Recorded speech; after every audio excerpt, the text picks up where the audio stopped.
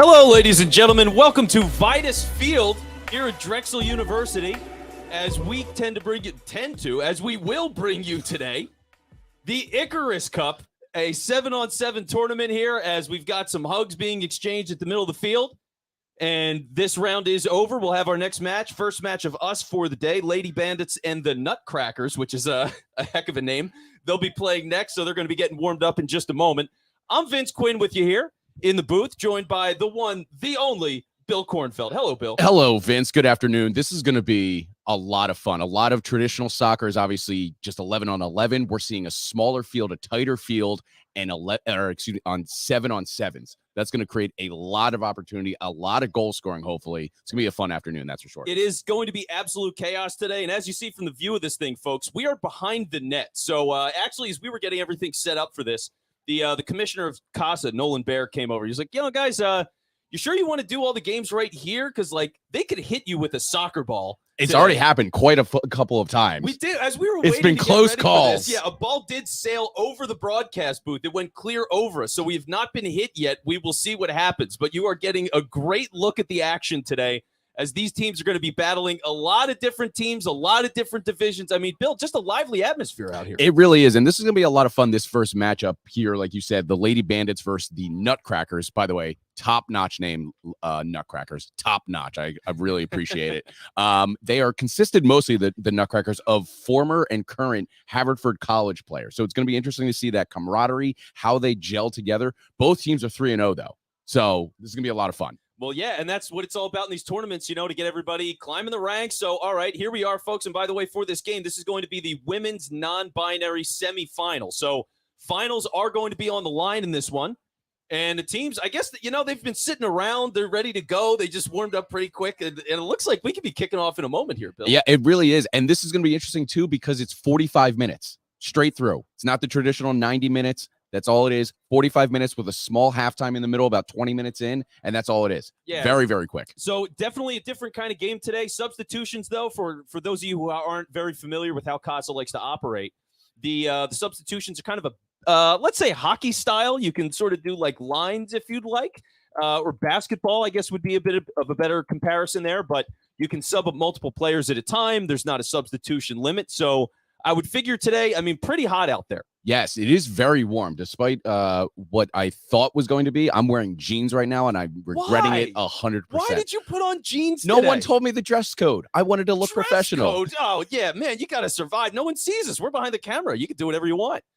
So, yeah, I'm wearing shorts, man. Oh, wow. Okay, so we're going to check on Bill. Bill might Please check on me in about 20 minutes. All right, so we'll see if Bill Kornfeld needs a substitution. But in the meantime, for the players, yeah you got to wonder, because you're playing multiple games, and then as the day wears on, you're sitting around, and for all these teams that have been here today, there's someone on the sideline right now for the Lady Bandits, and she's got a parasol. I should have done that. Despite us being in this booth, I wish I had a parasol. Do you own a parasol? No.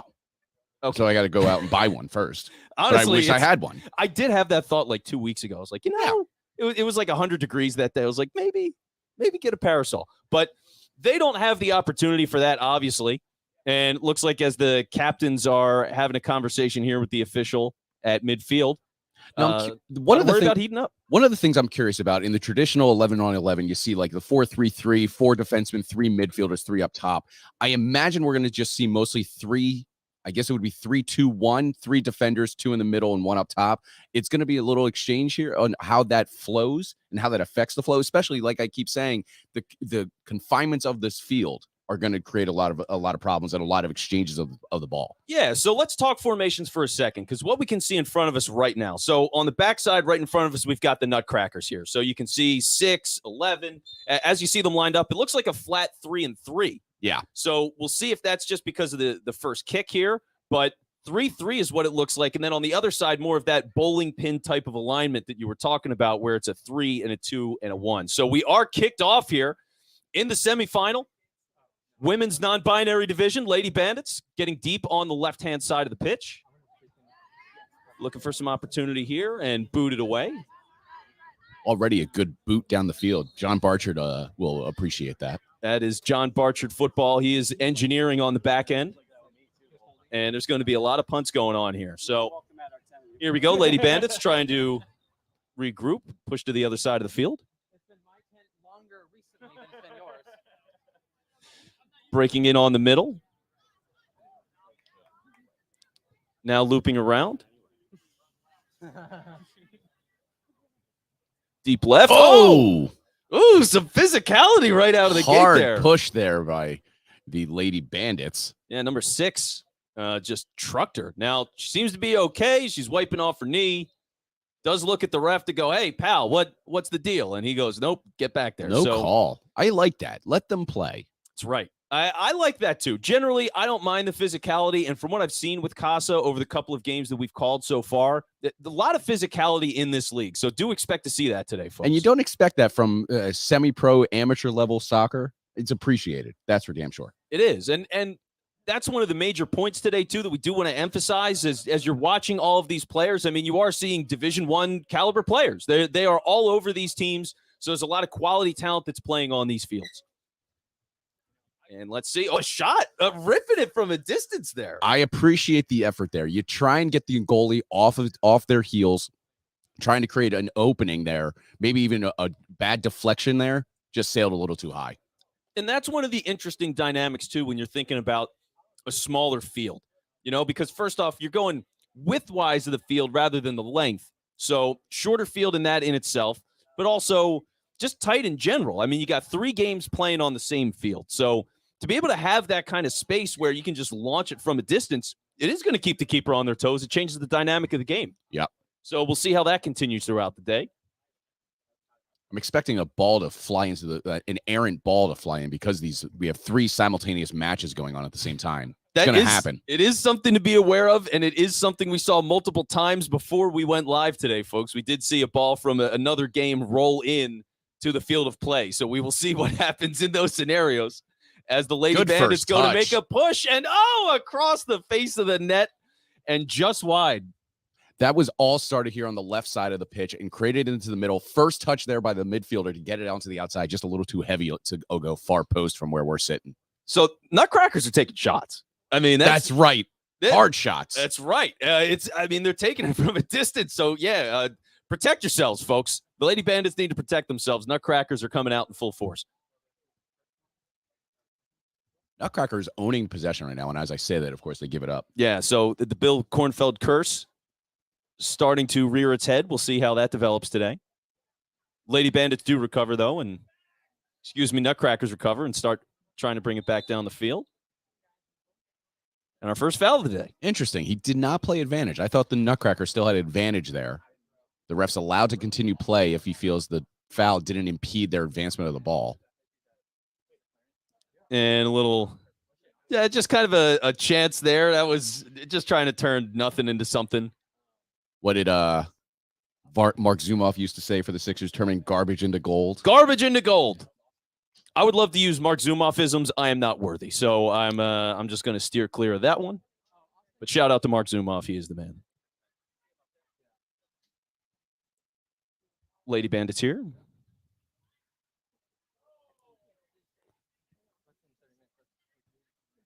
Little volleyball game starting to take shape, heading it back and forth. And as I always say, despite it only being a 45-minute match, you still have that feeling out period, about that 5 to 10 minute mark. Sometimes it leaks into the first 15. Here, I imagine will only last 7 to 10 minutes at most. Oh, Lady Bandits with a little opportunity for the net, bodied off the ball. And you like to see it. Yeah, that physicality, especially that, I guess I would say right back. Yes. For the Lady Bandits, bringing some heat. She's been knocking people around. Love to see it. Love to see some physical soccer. Nice reset here for the keeper. And booms it down the field. And, okay, heads-up play there. Lady Bandits have to turn back. Nutcracker ball.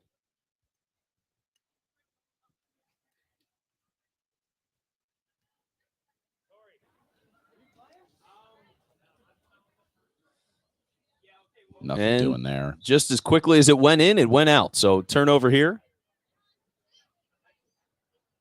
Let's see what the Lady Bandits can do. Fast restart, but 11 stayed right with it. And can she get the break on this one? No. 6 for the Lady Bandits, coming back, making a play, pushing it out of bounds into another game, and then quickly off of that field. Making her go get it, too. Well, and that's the thing. You do have to travel a little bit. And that's just the nature of the beast. But to get a tournament like this, it's absolutely worth it. Because, I mean, this setup here is gorgeous. If you're not out, folks, if you've never been to the Icarus Cup, if you weren't here, it's been the last 2 days. So Saturday and Sunday, we're going to be here. I know we will be calling a game up until about 4:15 is when we'll be here. So if you're looking to come out, a couple of different shops outside, handing out all sorts of food, drinks. I got a nice specialty strawberry lemonade in my hand. There's a lot to enjoy out here today. Great job by the people at Casa putting this together. And a variety of competitive levels, too. Deep from, as we're seeing now, the women's non-binary will go all the way up to women and men's teams. Mixto final later today at 2:45, all the way to their higher competitions in D2 and D1. I'm going to push for a senior division. Thinking I want people in their 70s out here. You just want a chance to compete. That's the only way I can get a goal. You are correct. So I'm trying to stack the deck. Take advantage of the seniors. Shame on you, Vince. Pushed out of bounds there. Lady Bandits haven't even sniffed something close to a chance so far. No, it's been very all Nutcracker early on here in the about 7 or 8 minutes in. See if they can make something with all this possession. And a turnover in the midfield. A little bit of space and speed here. Let's see if she can get an opportunity. She's got it. And she's in! It's a goal! Wow. How about that? The Lady Bandits, who struggle to get some opportunities for the start of this game, get their first chance, and number 10 drills it into the back of the net. What an excellent play, Bill. I mean, that was just pure speed. There was no match for the Nutcrackers to match 10 speed. She just took it down the field and struck it. And that's the beauty of 7-on-7 soccer, right? Yes. It's those quick bursts. You got that quick speed. You get a step or two ahead. She was able to get the position and just drilled it into the net. Nice patience on that goal, too. Patience, a lot of counterattacking. That was all set up because of that turnover there by the Nutcrackers. Easy goal for number 10 and the Lady Bandits. And we'll see how they respond over here. Because, man, I mean, that really came out of nowhere. And to the point about how they respond, they have to respond urgently. We're dealing with half of normal the time of a normal match here in Casa Soccer in these 7 leagues, 7v7 leagues. So you're only dealing with 45 minutes. You're about 10 minutes in. 35 minutes sounds like a lot. It catches up to you very quickly. Yeah, entirely different pace. It's somewhere between, I would say, a regular 11-on-11 game and Rocket League is pretty much how this stacks up. And if you haven't played Rocket League, folks, hop on board. It's a great one. So ball out of bounds here and well onto the other side as it's returned by number 9 over there. Not just number 9, Lauren Williams-Nall. I only know that because she's one of my closest friends. So we will try to get her on the broadcast, and if she doesn't, clearly she's not actually Bill's friend. So we'll see how that works. That's actually just a test to figure out if I have friends in life outside of you and John and Taylor. Taylor running the cameras today, doing great work. By the way, folks, Casa Soccer is launching its new league, new division this fall that will literally take things to a whole other level, introducing Casa Select. Casa Select is a competitive league separate from Casa's existing structure, where the winner will be promoted to the local semi-pro league, the EPSL. So if you're looking to climb the highest levels, this is your chance. Registration is now open, so make sure you sign up using the QR code in the top right corner of the screen or by going to casasoccerleagues.com/select. All games will be played on Sunday. We'll leave that QR code up there for just a minute there. And another long shot taken there by the Nutcrackers, just trying to, crack their way in there. That was terrible. And wholesale changes here, it looks like, or at least four members of the Nutcrackers seem to have come off the board here. So we'll see if the new personalities can get something else going here as they deflect that counterattack pretty nicely. Already starting to go wide here. They're trying to get the Lady Bandits off their balance. And going we'll see across. If create some space here, which as of now, pretty staunch defense. Back and forth. Yeah, there's some good ball movement right here. Way to maintain possession despite the heat that they're getting. Yeah. Okay, booted across the middle and headed away. Good effort there. Heads up play. Didn't mean that as a pun, but I'll take it. I appreciate it. And just set right in the middle and deflected, and it's in! Oh, my goodness. Wow, that just came out of nowhere.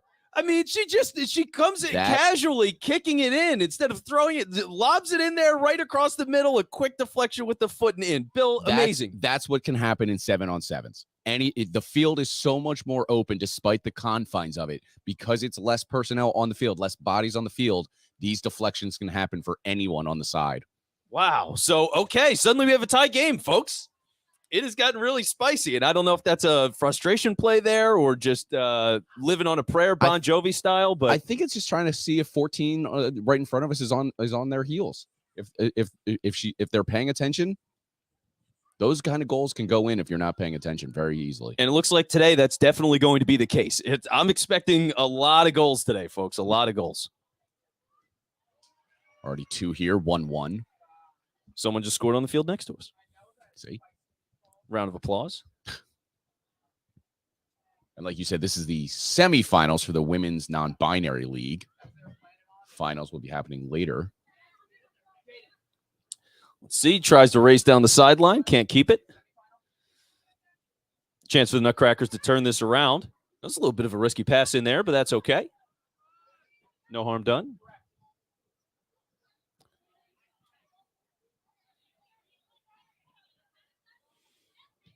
Let's see, 14 just giving the boot as well. Okay, this is like... I like this. I like that they're doing this because they're just trying to get everyone off their heels. They're trying to get the ball movement despite the effort there. All they're trying to do is get someone off balance and create an opening, create space. And I wonder if how much of this is belief or disbelief in the keeper. Mm-hmm. You know, is it one of those things where you go, you know, we think we've actually got a shot if we just pester this goalie constantly, make them cover the range, maybe they're not able to do it. That could be the strategy here. Mm-hmm. Would be curious to know, but interesting strategy so far from the Nutcrackers. All right, and here we get a turnover with some speed here. A lot of speed and wide open in the middle. Is she going to take it? She does. And off the woodwork. Oh, so close. And it rolls away. A sigh of relief from the Lady Bandits. Took a second too long thinking about that shot. They should have just brought it to their feet and immediately ripped it. Unfortunately, because they thought about it a little too much, the keeper was able to slide over, pressure them to swinging it to the left side instead of keeping it on the right side, and it goes off the woodwork out of bounds. Man. A lot of action so far. 14 to number 3, and 3's going to launch it. Good effort. But the keeper saw it all the way. Bill, is this soccer or the modern NBA? What am I watching here? I mean, everybody... The modern NBA. Everybody's launching threes is what it feels like. Oh, I see what you did there. It's like, you're good. Good point. Steph Curry soccer here. Oh, here we go. A turnover. Is she going to have a chance? No. Recovered by the keeper. A little dicey there, though. And let's see if 14 knows she's got a defender behind her. She does. And there's a ball on the field at the same time. Loose ball, and it's off the woodwork. The crossbar. What an opportunity What in an the effort. chaos as the ball sits in the middle of the field and a player from the other team is desperate to get it. This is chaos. And now that ball's been pushed to the other field. So field 1 has to cross 2 fields to get the ball. And a launch from this circle. Okay, that's fun chaos right there. That was incredible chaos. Ball in the middle of the field, shots flying around. Let me tell you, I thrive on chaos, and that's exactly what you want to see. Bill Kornfeld, also known as Bane. I was born in it. I don't think that was a good Bane, but I tried. I'll try and do a Bane later. Stay tuned for 2:30, folks, when Bill tries his Bane impression. I was born in the dark. That was actually, that was pretty good. Thank you. All right. So there you have it. Don't come back at 2:30. But we appreciate you hanging out now, wherever you're watching, Facebook, YouTube, Twitter. On all the major platforms. That is right. We're going to be here till 4:15. Oh. Covering all angles of the soccer and Casa soccer today. We're starting today with the women's non-binary semifinal game here between the Lady Bandits versus the Nutcrackers. We're tied up at 1 here. Later today, we'll have the Mixto final, along with some D2 action, D1 action. As the Lady Bandits kind of chip one in there, easily recovered by the keeper. Now push from the Nutcrackers.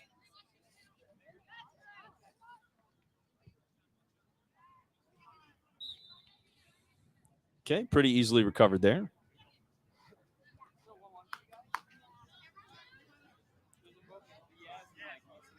Looking like they're getting more aggressive on defense, the Lady Bandits. Is that just me? No, they definitely are. They're clearly, I think their angle of attack has come from the counter attack. So they want to get aggressive on the defensive side of the ball and go from there. So we'll see if it holds up. I mean, their defense, I think, generally has been pretty strong. It's just a really sneaky goal on that first one by the Nutcrackers as an inbound pass got deflected in off the back heel. So see what happens here. As the Nutcrackers making a push.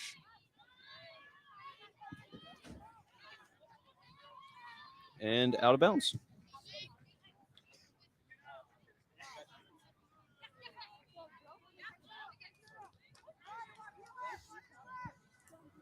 All right, lining up here. Boom it down the field. Yeah, why not?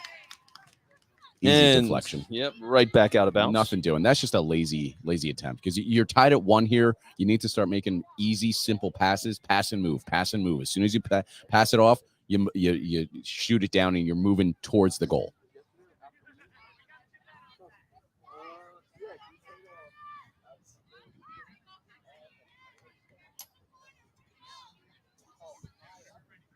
Okay, another inbound here.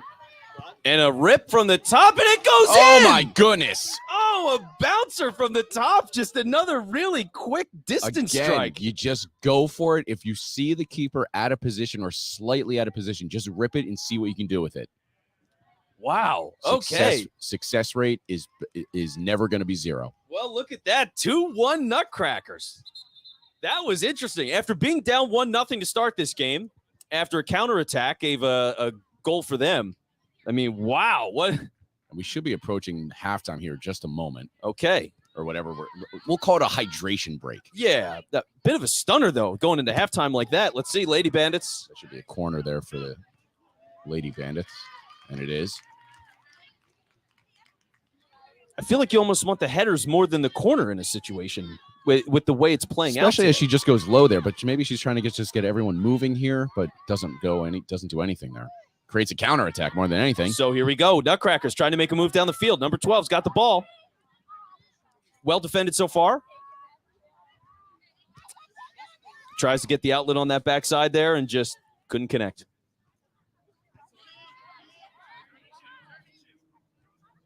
So here we go, 1-on-4 here. Yeah, very defensive in this moment, which is kind of unexpected when you're down a goal now, going very close to halftime. Yeah, you got to start moving here. Let's see. Oh, that's a rip. Okay. Really going for it from a distance I respect there. these boots. I respect the boot down the pitch. I don't know. That was a little far for me. That was a little far. She's on the back end. Are you just jealous that they can? Oh, well, yeah. I mean, I couldn't kick it from the middle of the circle out of the circle. I'm useless. I'm Charlie Brown trying to kick the football. You know what I mean? Like so it's just jealousy. Yeah, well, it's definitely jealousy. But I don't know. She was pretty far out. I feel like you got to try for a better opportunity than that. But we'll see. And you can feel free to make your voice known in the comments as well. Honestly, I mean, we are an interactive show here, folks. So if you've got something to say, feel free to reach out, support your teams, however you choose. Again, still no urgency coming all of a sudden from the Lady Bandits as the halftime hydration break whistle blows. All right. A lot of fast moving. That's my takeaway. The counterattack is both of this team's strategies to try and get things moving here. We're going to see a lot more of it. I think we're going to start seeing a high line as we get closer and the Lady Bandits feel the pressure in that second half, or whatever we want to call it, in this, as we come down to the last 20 minutes of this match. They're going to push a high line. Now, I don't know exactly how that will look in a 7v7 compared to an 11-on-11, but we're going to start to see a lot more pressure from all sides, hoping to create a counterattack. But that's a high risk, high reward type of strategy there. Yeah, so we'll see what kind of conversations are going on here on the sideline. I mean, right now, Nutcrackers seem to be looking good. They seem pretty confident right now in themselves. Well, that's the other thing we talked about earlier in the pre-show, or right before the match started. Like these teammates are all former or current Haverford College players, so they have that camaraderie, they have that chemistry, so they know what they have to do to hold on to this lead, I imagine, and they know what they have to do to hold this. So it's really just sticking to the plan. It's all part of the plan. See, it keeps going back to the Batman for some reason. It really does. But we can skip the Robert Pattinson one. I don't need that. Oh, you didn't like that one? It's really long and I don't know. I could do without it. It was fine. I don't know movies is what our cameraman's told me, and maybe he's right. I'm Vince Quinn, terrible movie critic. Yeah, I think he's right. I don't think you know. Oh, come on. That movie was fine. It was a cool concept, and they could have executed better. You can let us know in the comments, folks, if you so choose, or you can just call us idiots. That works too. We are here, though, for the Icarus Cup, and this is at Vidas Field here down in Drexel, which is a beautiful facility that I've never been down here before. It's gorgeous. And to see the setup where it's so many different fields, baseball, tennis, soccer, this is a multi-purpose field, as you see, with all different lines. It's just a great setup. Yep. And to be able to host a tournament like this here in the space is really great. But shout out to Icarus, by the way, who not only is sponsoring the tournament today, but makes all the uniforms that you're seeing on the field, and they're gorgeous uniforms. I mean, honestly, I'm just an admirer of what they're doing. So great work by them. But looks like the Nutcrackers are ready to go.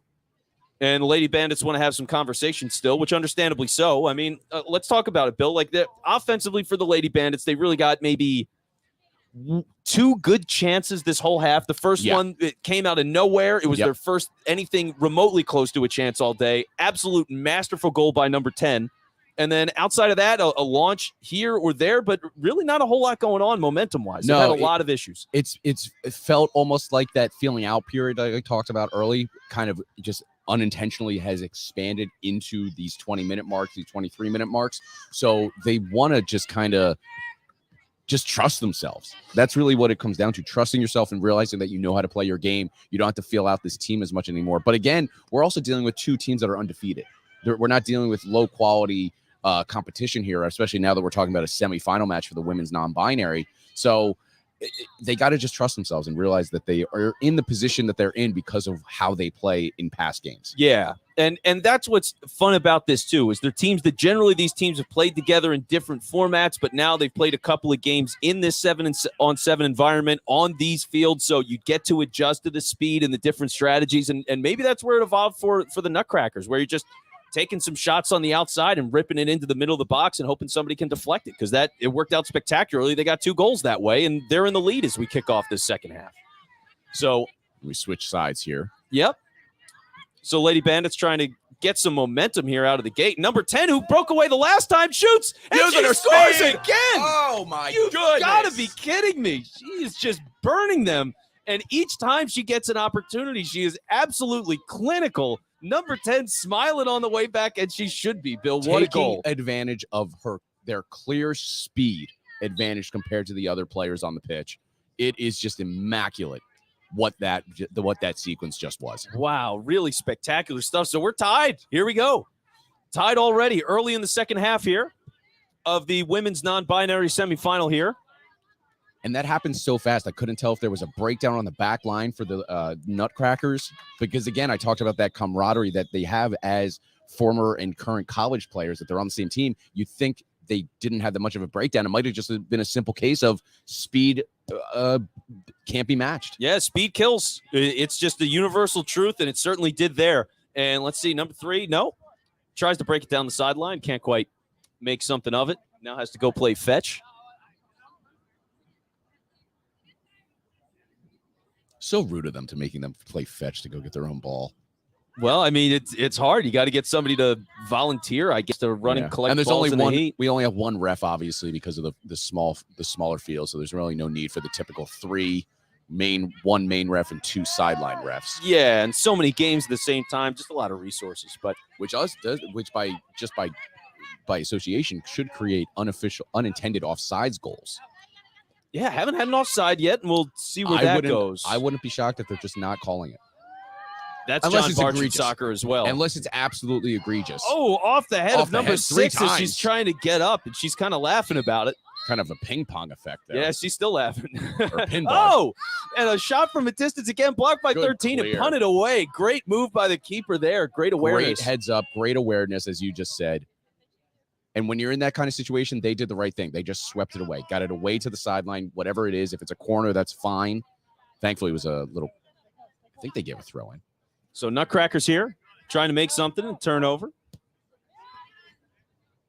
Can the Lady Bandits get it out? They can't. And now another opportunity for the Nutcrackers to realign here. She's got some space. She's going to rip it. And it goes high and wide. Vince, are you excited for the World Cup this year?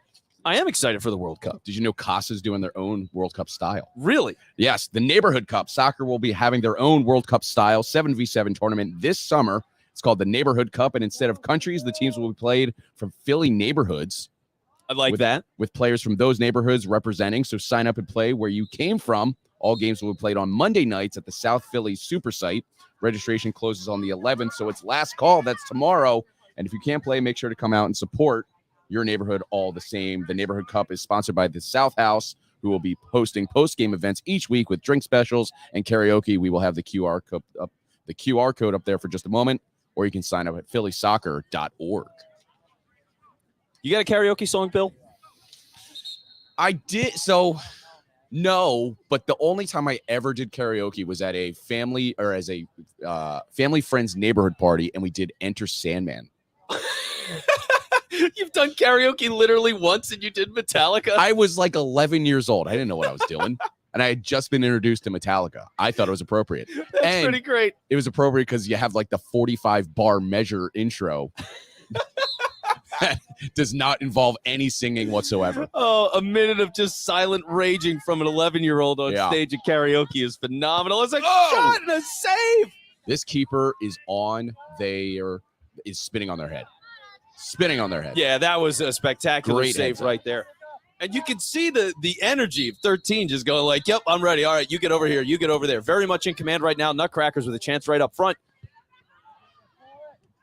And just able to escape right there and have it roll out of bounds, although this might be Nutcracker ball. I'm not sure how they're going to score that. No, Lady Bandits maintain possession here.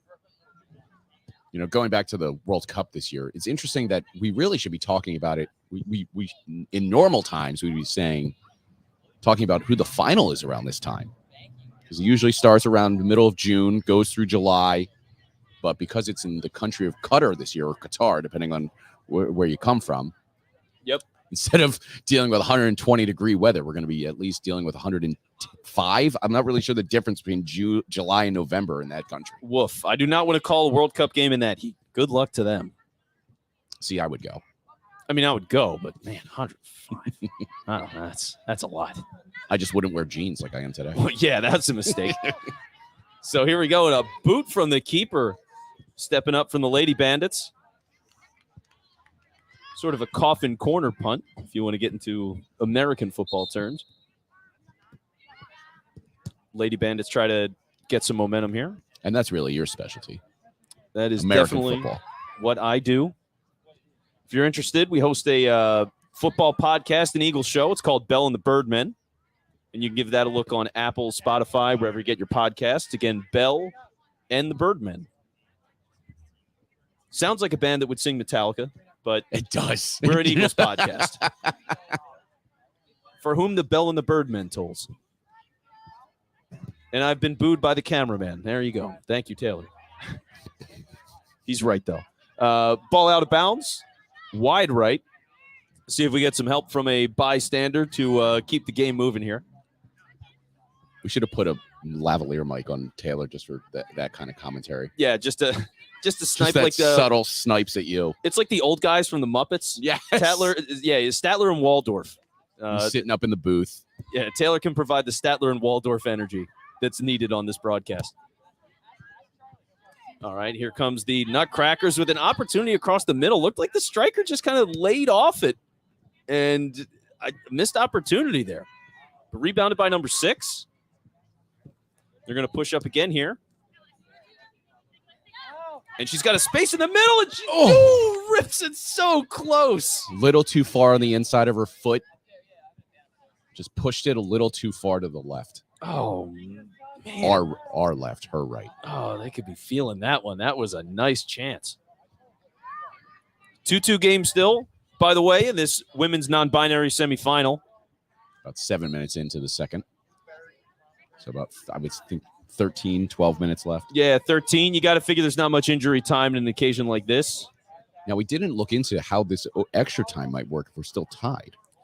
Yeah, I'm not sure if it's going to be extra time, if they go immediately to golden goal. It seems like it's a pretty tight layout today in terms of game after game after game. So we're going to learn as we go. Yeah, and let me tell you, Vince, golden goal needs to be the standard for extra time across all levels of competition. I'm talking Premier League, La Liga, World Cup, UEFA, does not matter.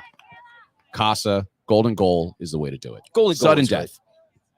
That's all it has to be. Sudden death goals. It works in hockey. It works in hockey. Yeah. Sudden death into a shootout. Nice and simple. You got to end the game at some point. No ties. This is America. No ties. So we get another. Such an idiot. Here goes the Nutcrackers. And stopped there by the Lady Bandits, who have struggled again to get offense outside of a sudden goal with some speed. And here we go again, 3. Good pressure. That is very heads-up soccer there by 14, the keeper for the Nutcrackers. Saving face. Wow, it's just out of nowhere, man. They have these little flashes where it's just incredibly dangerous. And here comes number 10, who's been very dangerous, has some space, and tries to center it. Nobody home. Counter here from the Nutcrackers. Nice little layoff there.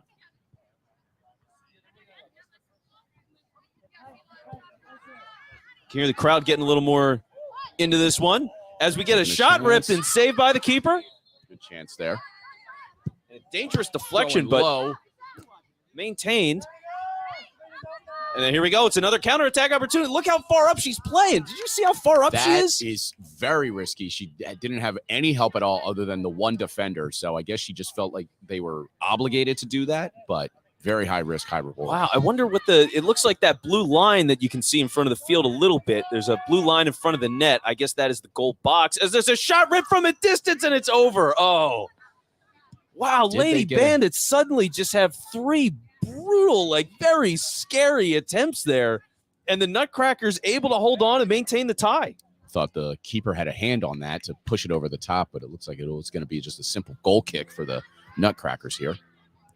Man, but it is so interesting, and I wonder how many other teams will be doing that today. To see the goalie play that, I mean, she is up there on those fast breaks. Well, you think about it, we're talking about a 7v7 league. It's really 6v6 if you take out the keepers on the pitch. So if your keeper can all of a sudden become an offensive threat, creating a counter, creating offensive chances over the top, you take advantage of it. Yeah, and she certainly has. I mean, that is something. I really do think the keepers are a bigger factor than normal in these games today. So We'll see how that plays. Yep. Now, number 2 for the Nutcrackers tries to center deflection. Nice little one touch there by 14. Calmly recovered by the keeper. Punts it out to midfield. All right, Lady Bandits, this is 10. She's dangerous. She's got 2. Tried to go inside. Well defended.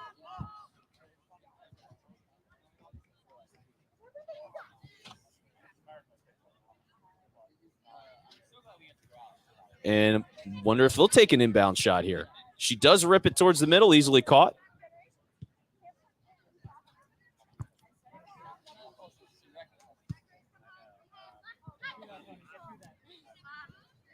Okay, some movement towards the net. It's all aerial for the moment. Nutcrackers do recover around midfield. Thought they went out the touch line. I guess they're going to say play on. All right, and here comes 12 looking for space. She can't find it. Blocked by 6. All right. 6 with great pressure, just not allowing anything in front of them. Now another reset here. Nutcrackers getting some life again after just a scary 2-minute stretch from the Lady Bandits. So let's see what happens now. Nutcrackers moving down the field calmly. Is that deflected? That was deflected. They're going to award this a corner, I imagine. All right, and that would be the right call in my estimation. Keeper taking his time, holding on to the ball. Excuse me there, time.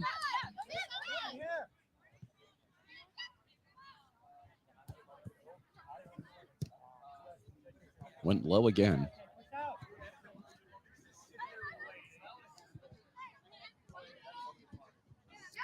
Okay, looking to find some space in the middle here. Will she rip it? She's got some room. She does. Oh, my goodness. Goal number 3 for the Nutcrackers with number 14 striking it from a distance. Incredible strike there. Kept the keeper on the right side and just had them off balance as soon as they struck it. And that's a lot of what they tried to do in the first half. Weren't able to always complete it like that. That's not how they scored. It's not how they envisioned it in the first half, but they do get the goal there. It is a leading goal right now. They are just a few minutes away from advancing to the women's non-binary finals, excuse me. All right, let's see if the Lady Bandits can recover. They got some space. Numbers. Oh.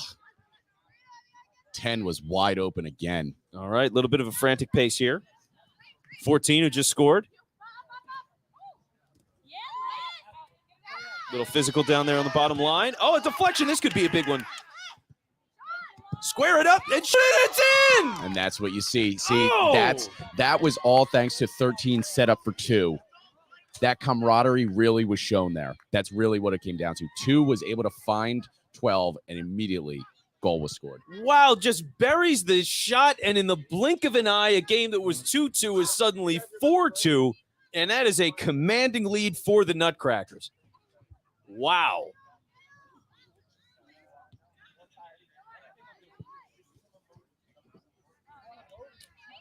Nutcrackers with possession again.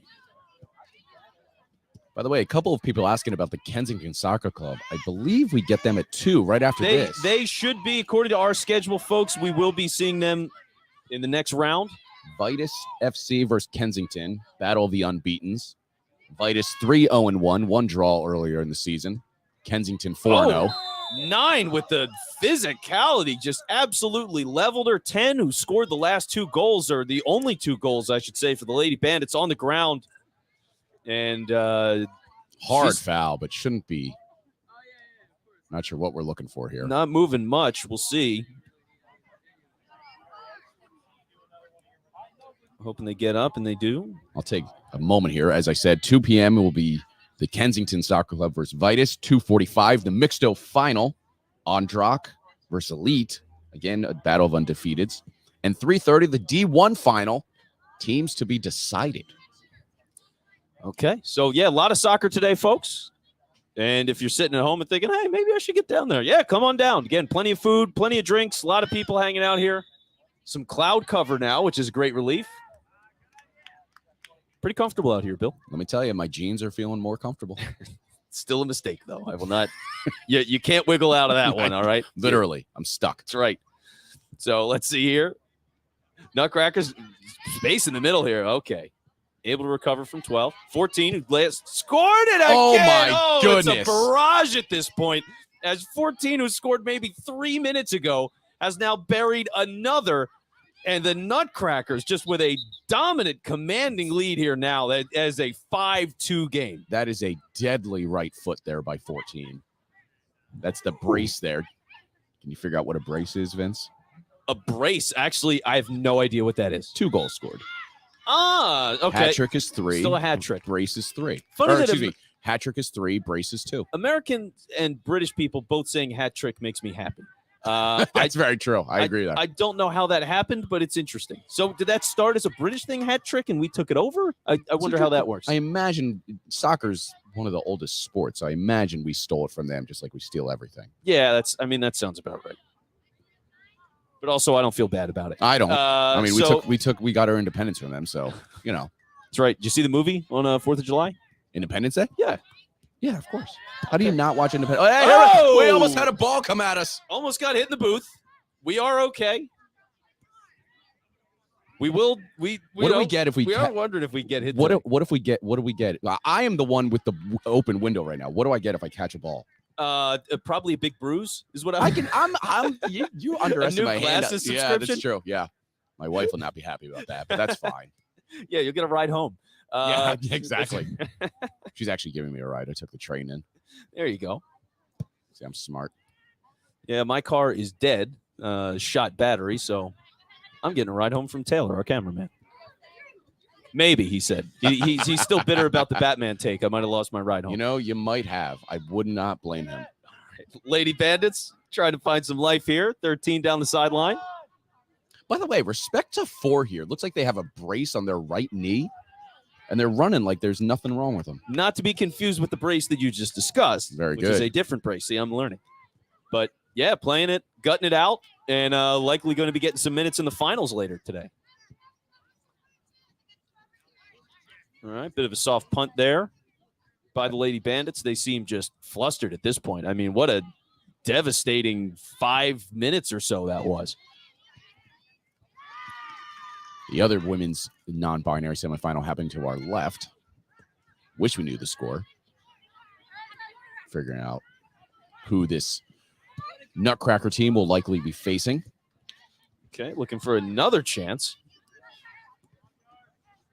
Corralled in. Here's 10. She's dangerous in space. And she's got it. Oh, a nice move there. There it is. They're back. They're back in it. 5-3. That's a 2-goal. That's all of a sudden now a 2-goal lead. They say it in hockey. I'm going to say it in a 7v7 matchup. The 2-goal lead is the scariest in sports, in soccer and hockey. There you go. And that's a hat trick now. So we've got a brace for one player and a hat trick for another as number 10 walks off the field after goal number 3. I'm surprised she's coming off. Yes, I was just going to say that. Interesting that they're coming off the field after that. As you said, a hat trick. They're still down 2, probably about 5 or so minutes to go in this one. Wonder if she's just gassed or they're just giving her a minute.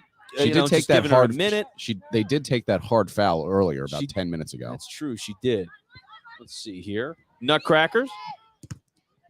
This will be a corner. Deflected out.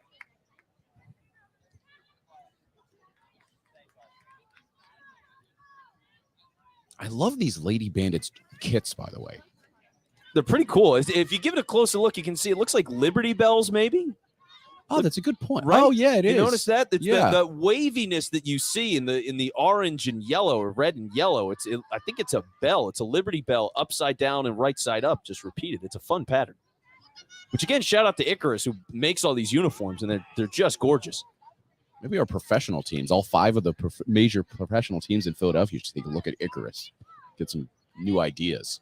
Seems like it. Uniform creativity is not as great as you would expect from a lot of professional clubs. And if you're good at it, you're underappreciated for it. You're not tapped in. You see it at these kind of levels, but you don't see it at the professional level just yet. Creative talent, always underappreciated. Just kind of the way of the world, unfortunately.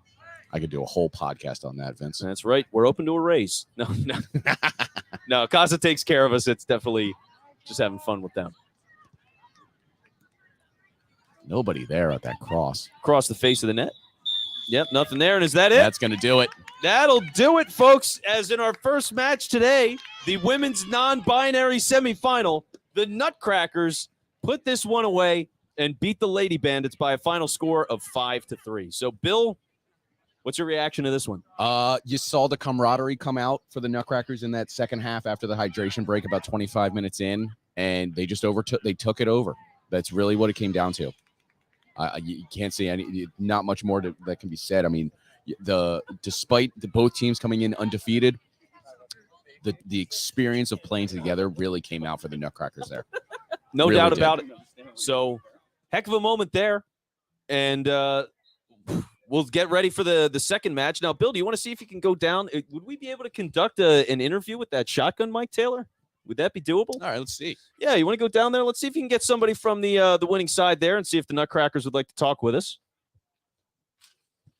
And you can take that notebook with you. So that is Bill Kornfeld, who's been doing the color commentary for us here today. I'm Vince Quinn, and we'll be with you till about 4:15.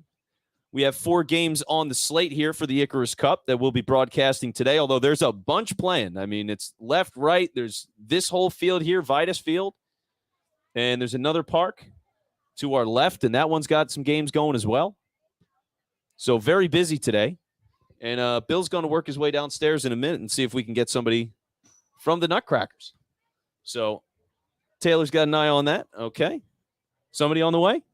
I'm getting a thumbs up. So we'll have an interview in just a moment. We'll be able to go down the field here. So let's get them over to the mic. And Bill, we'll throw it down to you, Bill. Excellent. All right, I'm here with Emily of the Nutcrackers. Emily, what are your thoughts after that 5-3 win? I think it took us a while to get started, but once we started putting in the goals, we were great. We were playing physically, got some good fouls, a little cheeky game. So I'm proud of us. It's a great. I saw what we really noticed in the second half is your camaraderie really shown. You guys are coming, most of you are coming from Haverford College, and it was just kind of your experience together really shown there. What are your thoughts? Yeah, it's really fun to get back together as a team. A lot of us are a few years out, so we haven't played together in a while, but the chemistry is still there. So it was really fun. Awesome. Thoughts on the final coming up? I'm excited. I'm fired up. I think we're playing a team potentially that we've already played, so it'll be good to see what happens. Well, good luck, Emily. Have a good one. All right. Well, there's Bill doing multiple jobs today, wearing a lot of hats, as he gives us some sideline reporting there. And he'll be back up in the booth with us in just a moment as we get ready for our next match. And figure out who's kicking off here and who's who. I assume Bill will have that information as well. But what we're looking at here is the Division II semifinal, as it's been told to me here at the Icarus Cup as we have kickoff. And here comes 16 on yellow.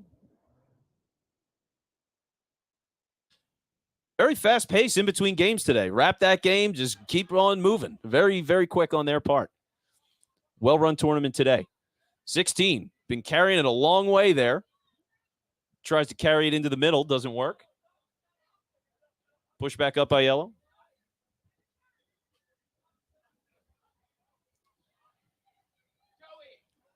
So until we get clarification, or if you have it in the comments, oh, and a goal! I look away for a quarter of a second and just launched out. A rocket lands in the right side of the net, and we have a goal already, and I still don't have full clarification of who everybody is. So this is, somebody's up 1-0. We will say yellow for now, as one gets punted out of the park here, and they'll have to regroup. Wow, what a shot, though. 21. Oh, he's got 21 on his shorts and 6 on his back there.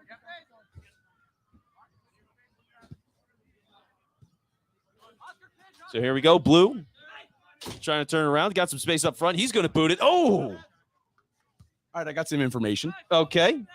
Vitus is up 1-0. Vitus, okay. Vitus in the yellow. Versus Kensington, both again undefeated here. So Vidas FC up early 1-0. That was Kensington. Really fast.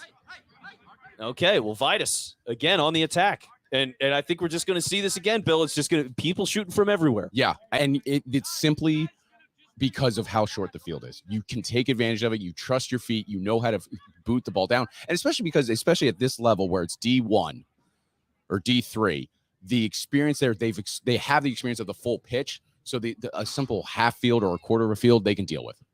Yeah, they certainly will be able to as another one goes way out. Get a corner kick here. And I figured we'd see a lot of those short corners, you know, where you dump it off to a teammate and try to use that space. But see what the strategy is here for Vitus. As they go into the middle, tangled up. Strong defense there. That's a big man. Just cleared it down the field. Kensington tries to keep it in. No good. I was going to say, there's no way that ball was. Yeah, it was pretty clearly out there. Ref was onto that one. So a throw in.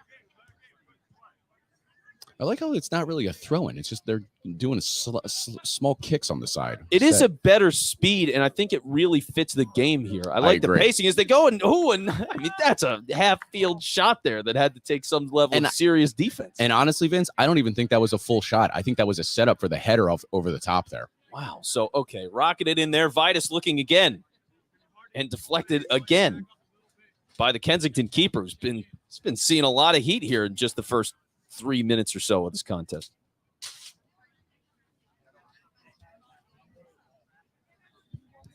By the way, great work on the sideline, Bill. Oh, why, thank you. I'm a triple duty at this point. Yeah, you're a busy man today. And we appreciate you. You're putting me through the ringer, and I wouldn't have it any other way. Kensington, starting from their back end.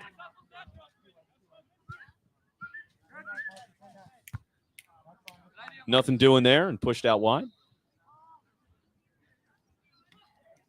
Oh, there we go. And a Kensington player. He was sprinting out there on the other field trying to get that ball back. Well, you think about it, Vince. You're just trying to get everyone off balance. Whether it's as soon as you get the ball at your feet for a simple throw-in or a free kick on the side or in the middle of the field. Everything's about keeping people off balance in this game, I've learned. Very quickly. Yeah, especially in sevens. Pace of this one just seems to be frantic. It is very quick so far. 16's got space. He can rip it from there, and he does. And oh, my goodness. My goodness is right. Wow. Just launched it just a couple of feet of space. He goes, yep, that's all I need. And boom, rails it in there. That is a goal, Bill. Wow. Incredible. It gets me feeling very good. I love soccer. I love this. That's the kind of stuff that I live for. That is the good stuff right there, although not so much for Kensington. It's 2-0 right now for Vidas FC. Vitus FC, one of the top-notch teams in this division.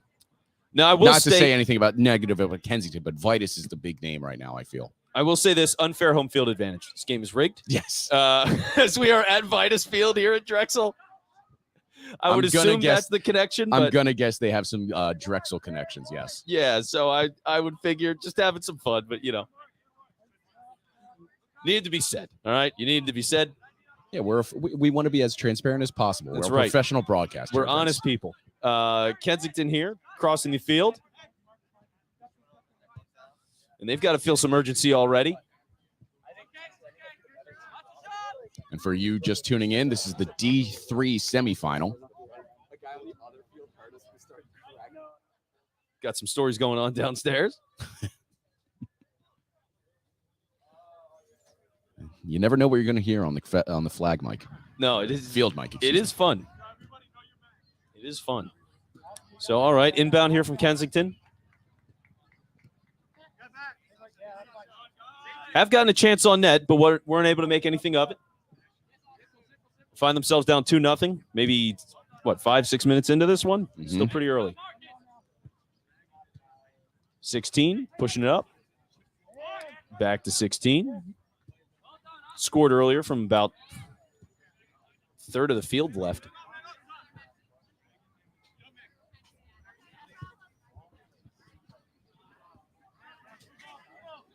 Some physicality down here, but Seven, who was just an absolute tree down there. I'm pretty sure he starred in the second Lord of the Rings movie out of Fangorn Forest. Man, he is tall. Here comes 16. Vitus with a boot and a great reactionary save. 8 just leaping out there to make the save. Just electric from him. And Kensington living to fight for another couple of minutes here. I mean, wow. They feel very off balance here, Vince. That's Vitus is taking advantage of that home field. Kensington just feels very off balance right now as they clear it down. Yeah, they're going to have to find some answers pretty quickly because Vitus has been relentless. But here's some space. Oh, and he tries to cross it, but can't get enough on it there. This will be Vitus balls. It got knocked out.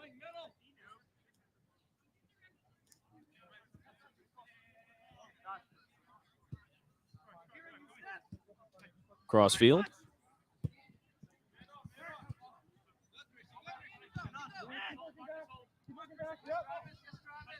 All right, here comes Vitus again and turned over at the midfield. Also want to note that Bill tried getting his friend on and she said no. See? So now I guess I don't have friends, Vince, other than you and John and Taylor. Turns out she hates your guts, Bill. At least I have my wife. That's right. All right. 2, taking a shot, and that's the side of the net. Off the side. That was the side. Vince, are you looking to do open pickup for Casa? Yes. Are you looking to play some soccer but don't have the time to commit to a full season, or maybe you want to get some extra work in between games? Check out Casa's open pickup events. They're part of our meetup groups, which include clinics, watch parties, and other Casa events. Scan the QR code in the corner to join the 4,500 other people in Casa's meetup.com group and stay in the know. I'm going to have to join that. Pretty cool. Pretty cool to be able to do some of those events. Very affordable from what I've seen, and some of the events are even free. You can just go and meet up with some people, play some pickup soccer. So Free is for me, Vince. Free is for me. Free is for me, too. I got a lot of old T-shirts that I don't need, Bill. I'm right there with you. You and I come from the same. Oh, another ball. That would have killed me. Wow. Yeah, see? That was a launch right there. 7 with the power. That would have been a fun broadcasting moment, let me tell you. Would have been solo the rest of the way. Thank you. Taylor would be manning the camera and color commentary at that point. I'm sure exactly what he wants to be doing in his life. No doubt. Okay, Vidas pushing down the field here. 6 has some speed. Oh. Off balance, but still almost. A little too much. Here's a moment for Kensington. If they push, they got the numbers. Oh, and it's deflected in.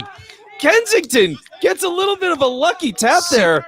And not ties this one up, but as a sign of life here as they had a frustrating start. Here's my question, though. That was clearly offsides. That player was behind the back line for Vidas. I guess there really is no offsides. John Barchard's dream. That's what it is. Perhaps. Maybe we should get some clarification on that next time we check in with the league office here. But it is a goal. It's on the scoreboard. 2-1 game.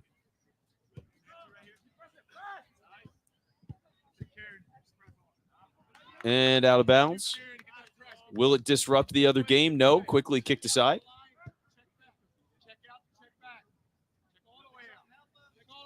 I would go over the top here from Kensington. Don't go short. Yep.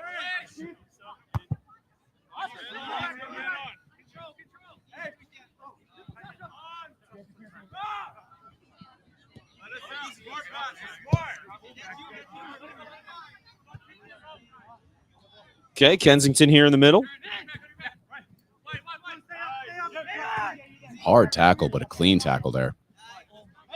Oh, a nice ball down here, deep on the left side. Up in the middle, and he fires it deflected. Oh, keeper stayed with it the whole time. That after deflected off the back heel of 6. Deflections can get really dangerous like that, and that was a lucky deflection. It's exactly like hockey, Vince, almost. You never know where that puck's going to go off the deflection of a stick. You don't know where the ball's going to go in soccer off the deflection of a back heel. That time worked out well for Vidas, although the first time not so much. That's how Kensington got their first goal.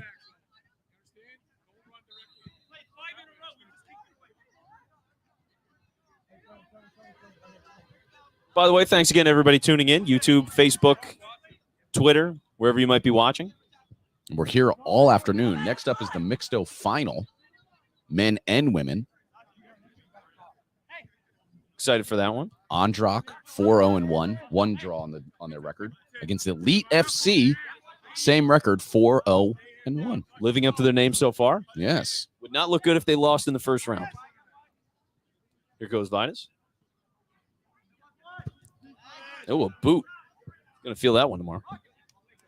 Hope he's got the shin guards on. Interesting.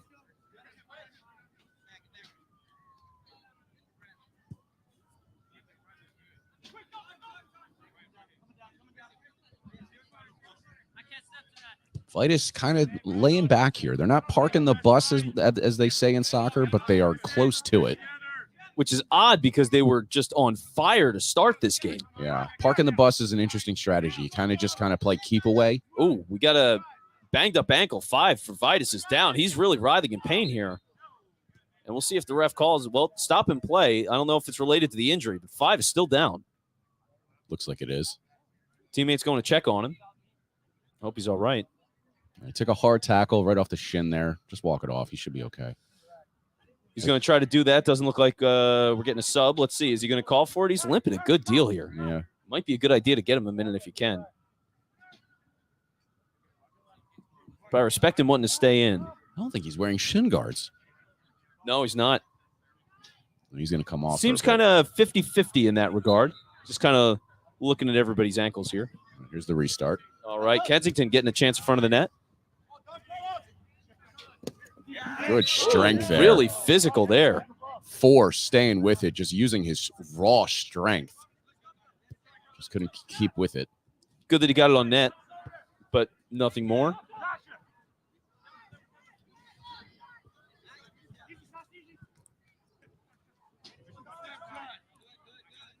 Vitus in the midfield. Resetting here.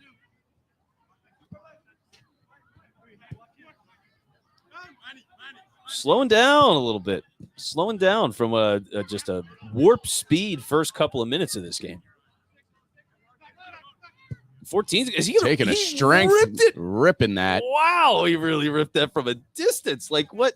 Okay. Little too far on his inside foot. On the inside of his foot, I should say. You saw it push wide of the left post. A little too excited for me. Deflection out. Kensington ball.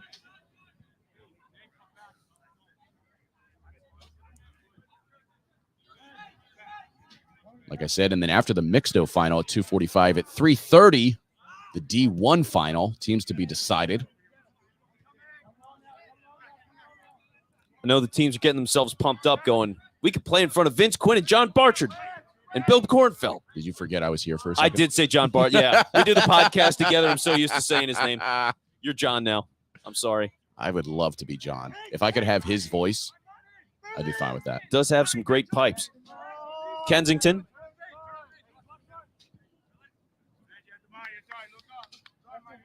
Soft inbound there. Really strong defense from Vidas so far. Yes, they hold their back line very well. Kensington just poking and prodding, taking their time. Vidas happy to give it to him. Shot. Calling for a deflection. Wow. I don't know if I saw that. Was it deflected? I believe it was in that early defenseman, or that up forward defenseman, I should say. Might have gone off his heel. So we'll get a corner here.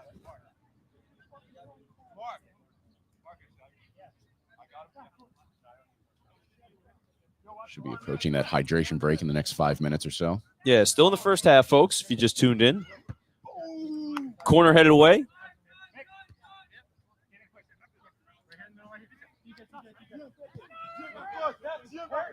All right, he's got space. Is he going to rip it? Yep. Oh, wow. No one saw 15. And there it is. No way.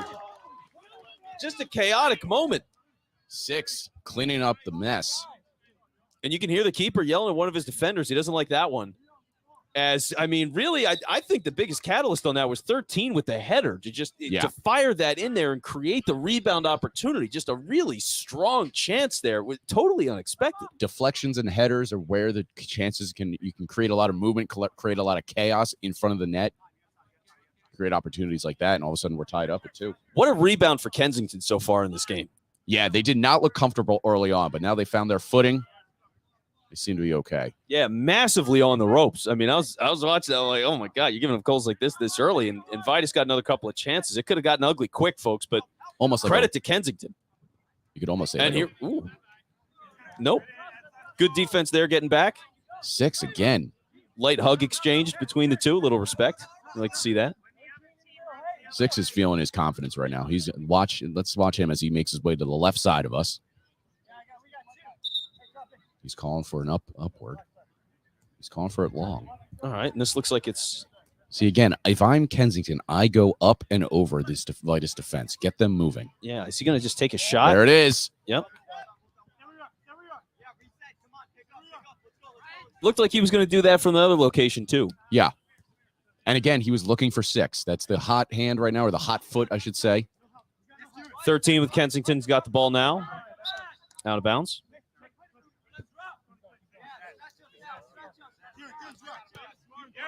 Vitus has to make a move here.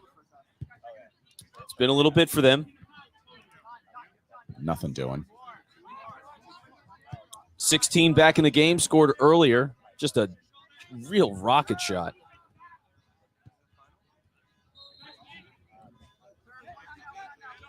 All right, some pointing and a good awareness from the teammate to tell him that 13 was coming up from behind. Manages to maintain the ball. 16's got the footwork going, too. I got to tell you. 7. Good save by the keeper. Giving up a corner, though. 5 has not returned for Vitus after taking that nasty spill. That ankle injury. Good to see he's okay. He's just kind of sitting on the sidelines right now. Doesn't look like he's nursing that ankle. He's just kind of looks dejected almost. That's how I would put it. Not sure if he's just out of precautionary reasons, not going to get back in here. And that's just nice boom there down the pitch. That one's from John Barchard. That was brought to you by Drake, Bill. That was a YOLO moment. Yes. And I've been booed again. Yeah, you're 0 for 2. If you strike out 3, I don't know what Taylor's going to do. I'm 0 for like 15. Yeah. I'm being nice about the Batman take and that right there. That movie's still mid, as the kids say. Mid. Do the kids say that? Yeah. I've heard the kids say it. I'm very in tune with the kids, as someone who calls them the kids. Vitus here. Crossfield. They've been able to slow things down a little bit, start poking and prodding and finding their way. Kensington happy to give a little space as that sails right over the top. Looked a little stronger than I thought. Okay, substitution 2 coming in. He's spunky. He's ready to go. He's coming in. He's finger pointing. He's running at good speed. Blue shoes. Very swanky. Very swanky, number 2. Big fan of the kit, of the boots. Let's see what he can do here. Is a guy who, little too high there.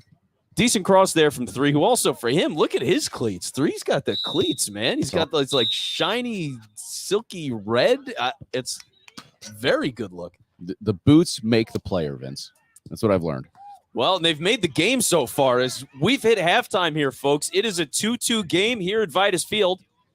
And I'm just kind of stunned that we're here like this. Yeah. I mean, really. Kensington looked a little uncomfortable in the first 5 to 10 minutes. Maybe even you can push that to 12 minutes. But once they got their footing, Vidas was in trouble. And Vidas is still in trouble. Despite it a 2-2 game, this is Kensington's game to lose, in my opinion. Yeah, is that where you're – because, that's what I'm trying to evaluate, too, is thinking, okay, who ultimately played the better half? Yeah. And, I mean, Vidas dominated the first 5 minutes or so. Then it was a little back and forth, but definitely the momentum has swung towards Kensington. And this break, honestly, if you're Vidas, you're thankful for it. Yeah, that's exactly it. You kind of just take this 5-minute hydration break, just trying to reset your system, figure out what you want to do on your back line, because your back line has looked a little shaky the last 7 minutes or so. But yeah, this couldn't have come at a more opportune time for Vidas FC. And for them, not able to necessarily launch shots the way they did early in this half either. So credit for Kensington to be able to stay on them and prevent that space to give them the opportunity. Yeah.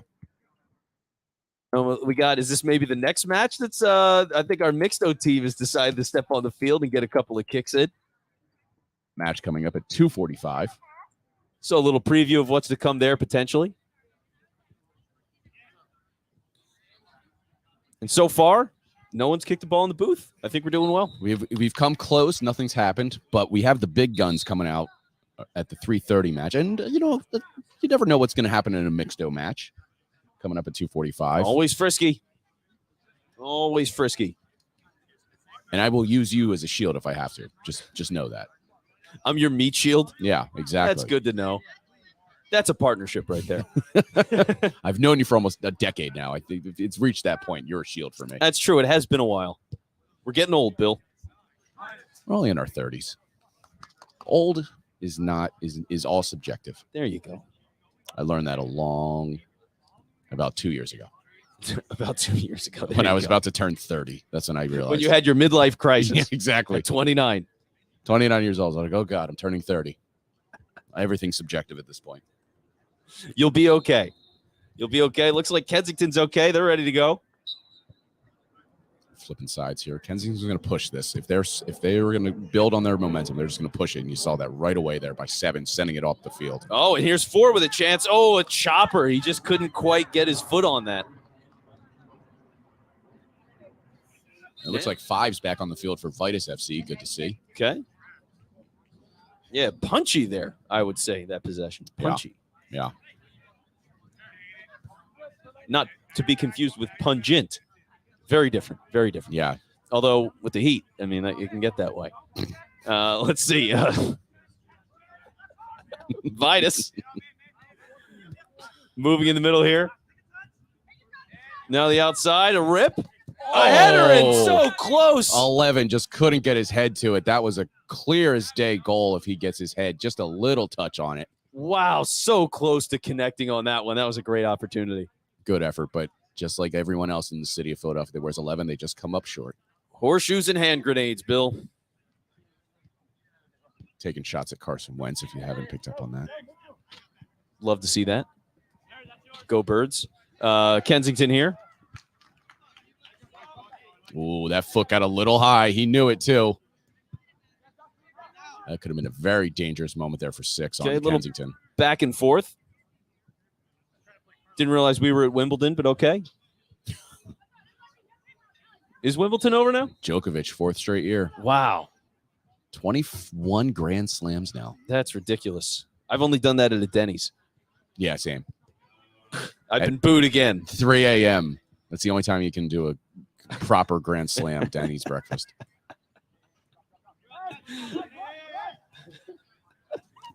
That's fair. Taylor commenting that we live in the Northeast. We don't need to go to Denny's. We don't. There's plenty of diners in the Northeast. Find yourself a good diner, folks. I do not disagree with that. Vitus, are they going to let that possession play? That looked out of bounds to me, but okay, we play on.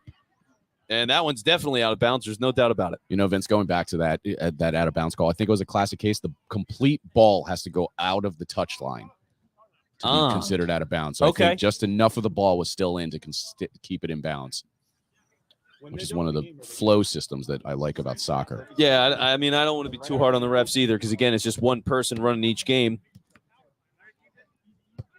Vitus. Open man. Oh, couldn't get the touch, and that's 5 again. I don't know if that ankle's still bothering him, but. Good work by 6, just kind of popping up out of nowhere to push that away. And here comes a rip. Oh, good it deflected. That might be a corner. Are you going to give it a kick? Goal kick? Yeah, keeper might have been in position on that, but a good rip all the same, and another chance. Oh. That was 2 who came in all spunky. Very and spunky. Stole my heart. Appreciate the spunky. I'm going to call this a throw after a little discussion. Okay, Kensington ball. And, you know, coming up in Casa's launching a new division this fall that will literally take things to the whole other level. Introducing Casa Select. Casa Select is a competitive league separate from Casa's existing structure, where the winner will be promoted to the local semi-pro league, the EPSL.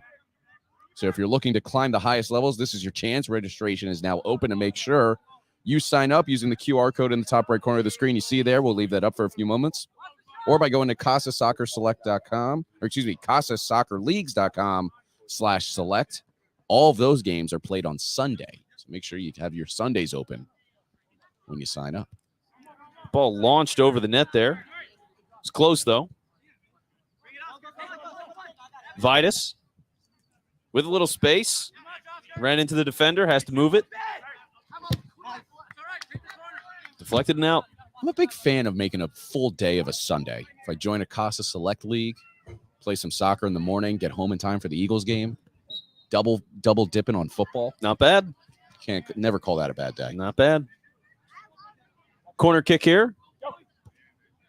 In short corner. Oh, and they're lining it up. Oh, and he punts it. It's way over the field. It's into the tennis courts. Wow, that was a mile over us and into the tennis courts. It is Wimbledon. It's still going. Okay. We're back. Now, there's got to be a backup ball somewhere. Yeah, there's been a couple cycling around, so they will play on.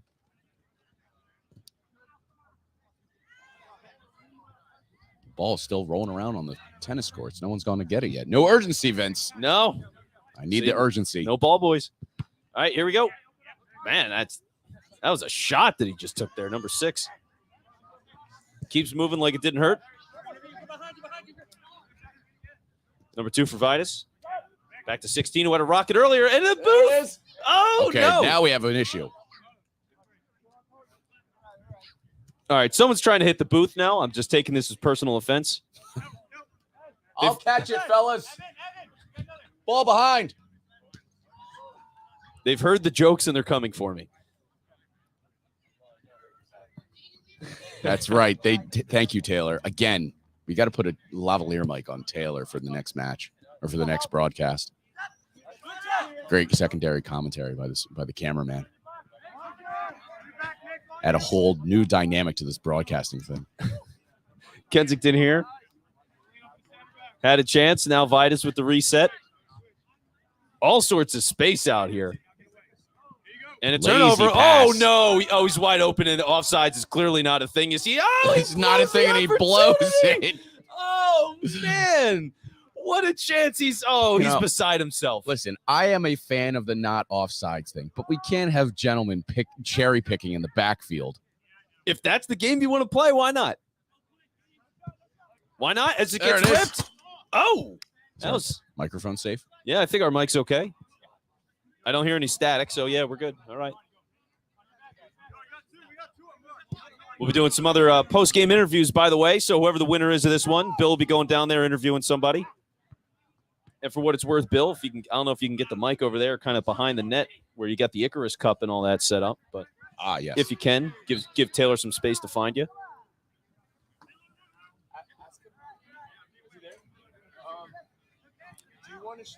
Okay, setting up here on a free kick. Also making some plans. Let's see here. Kensington FC. Do you want to do like some stuff with the trophy on the backdrop? Like send it that way? All right, here comes Vidas. Trying to figure out some space and time, and he's clogged up by Kensington. Not able to do it, but Vidas chipping it away. And can they recover on this one? Okay, Kensington, you got to get this one out of here, fellas. The heat from Vidas is real. Wow, okay. And they escape for now. Booming it down the field. That's all they could do. Good play by the keeper. All right, here goes 4, who's got something to prove after he whiffed on that wide open opportunity. I'm honestly shocked he's still on the field, Vince. Yeah, you would have pulled him? I would have pulled him. Can't blow a lead like that. Wow. And you also can't cherry pick like that. Come on, have some respect for the game. Well, yeah, I have no respect for it in that way. I would cherry pick my you-know-what off, so. Also because you can't run. Well, hey, I'm deceptively fast, okay? Are deceptively fast. All right. In short bursts, yes. I sense a challenge. Well, there is one, actually. It's in the works. Stay tuned to Bell and the Birdmen, folks, as we get a rip. Right back. Deflected again. Like I said, 6 needs to get on his horse, get moving here. Two good chances here there. Comes 5. Is he going to rip it? Oh, yes, he does. Sails it's going out of the stadium. It's out of the into stadium. the city of Philadelphia, folks. That's a souvenir. Wow. Really ripped that one, which we haven't seen a whole lot of that recently, Bill. I mean, the defense has been a lot. This whole second half, the defense has been so much tighter. Yeah. Nobody's been able to launch those balls the way we saw from really both teams to some degree in the first half. Both clubs holding their high lines very well. 2-2 so far still. You got a time check, Bill? Let's call it 17 minutes in. Okay. To the second half. So about 4 or 5 minutes left. So closing minutes here of the second half, deflection in front of the net. And this is a semifinal game, folks, so we are looking to get into the final here. So a big moment for both clubs. And exciting. After this, we'll have 2 final matches. First up, the Mixto, and then the D1. Immediately following this game in the next. 2:45 and 3:30. Then we'll go home for dinner. Got dinner plans, Bill? Good question. Oh, I do. I'm seeing a friend. My wife and I were going to see our friends Rodney and Olivia. There you go. They just got engaged. Good for them. Congratulations, Rodney Yes. and Olivia. Thank you, Taylor. I do have friends. They just won't come on the They broadcast. just won't come on the broadcast. That's right. Oh my God, I remember that. Kensington here. I remember it too, ladies. I remember See, it too. I would launch it, but no such thing there. He passes it out to number 5. 5 goes for the launch. And if the time And check he's got another check. we have about 10 minutes, so my clock is completely off. And another sail into the city of Philadelphia. Wow. But at least, see, a nice rotation of soccer balls coming in, so at least we have that going for Yeah, the us. field is thinned out quite a bit. There's no games on the field to our left now. Looks like that's shut down for the remainder of the Icarus Cup here. Yep. As teams are getting together. Vidas. And I imagine that the match over to our right is a Mixto match, but I believe, I venture to guess it's the 3rd place match because coming up at 2:45, it's good. Ondrak versus Elite FC. And a boot from number 4 who just, man, goes wide on the left. So we have about 10 minutes left. My clock was way off, Vince. So plenty of time here, but it is a tie game. And the momentum this half, I think, has been pretty even. Nobody's really stood out in any way. Solid defense on both sides.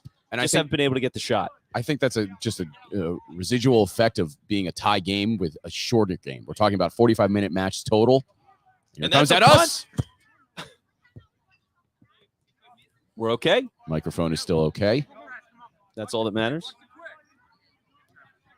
Anything for the broadcast, Vince. Anything for the broadcast. That's right. We can take a ball to the face, but as long as the mic's okay. All right, Risky here goes Casa. cross. Vitus. Very risky. Kensington with the inbound. Active calls from each sideline, trying to get some coaching in.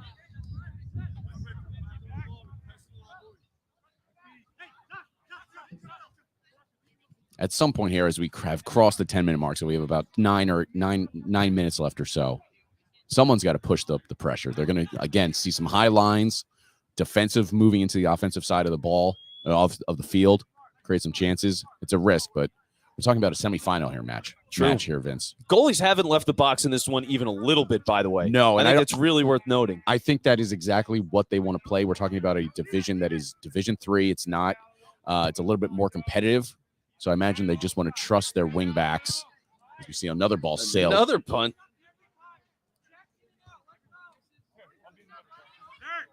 Playing on here. As the Vitus keepers barking out orders. Clearly getting frustrated with his team's effort in front of him. And let's see if Kensington can put on some more pressure here. Headed away. Number 4's trying to rush this one. I mean, he really just sprinted after that. He's trying to kick it in as fast as he can, and he does. Nothing doing so far. 14. Wow. Fan in the stands had a chance, couldn't catch it. Worth booing? I feel like you got to catch it. Yeah, especially because he's the only gentleman over there. Great spot. I mean, yeah, it landed right. It couldn't have gone any easier for him. It was right there. Got to catch that one, sir. Got to catch it. Okay, here's Vitus. Looking for a chance. It's been a while for them. Can they get the space? That's been the real issue. Oh, physicality right there. And who are they going to give this to? Kensington. Putting in the work, holds off that challenge.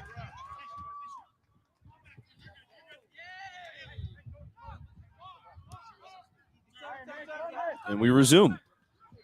Oh, hard foul or a hard tackle there, but I think that's a clean tackle there by 14. Got all ball. Yeah, it seems they're going to let that ride. Perfectly fine with that. As we're getting into closing minutes here. Oh, they are going to call that a foul on 14. Never mind. A little confusion there of what we're doing here. As 11 is going, yo, dude, take it from the side, not a free kick. See if we get overtime here on this one, because we're in the last couple of minutes. Still a tie game, 2-2. Thanks to a deflection from a little chaos. Here's the best chance of the day right now, Vitus. Oh, 7 coming up big for Kensington. Deflects that out. They're going to try to keep this moving as fast as they can. Again, the clock is ticking. Out of bounds. Confidence from the Vitus bench. 6 minutes left. Just heard someone say 6. I wonder if that includes stoppage or not. I would assume. And I imagine we're not going to get a lot of stoppage time, Vince. There's been, because of both of these teams going very conservative in their play in the second half, it feels, despite a couple of chances, not a lot of stoppage. And credit to the crews for to be able, all these balls getting launched all over the place, out of the stadium into the tennis court, and they just keep resupplying this thing and keeping it moving. So here we are. Semifinal match.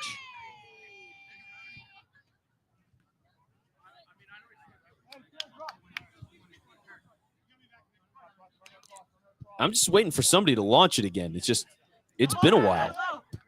Here we go. Cross in the middle, deflected. 8 comes up big for Kensington. And again, there's a man down. I believe this is number 6 on Vitus. Yeah, he's really writhing in pain there, grabbing his left ankle. Teammates coming over to look at him. Is he going to get up? Not sure if he just took a cleat to the shin there. Yeah, not sure. Stretch it out, young fella. Stretch it out. You're all right. All right, team's checking on him. So we'll see how he's doing. In the meantime, I mean, again, Bill, it just feels like it's such an easy or such a balanced game. Yeah. You know, nobody's been, and it's crazy too because this half, it's as soon as the half starts, Kensington comes out, they score that goal. You go, wow, okay, the tie game. And since then, it's just, back and forth, very tight defense, pretty physical, but not crazy physical. You know, it's just it's a very balanced game this whole half. I mean, we're talking about two teams that are undefeated. Kensington 4-0. Vidas FC 3-0-1, one draw to their name, but still undefeated nonetheless.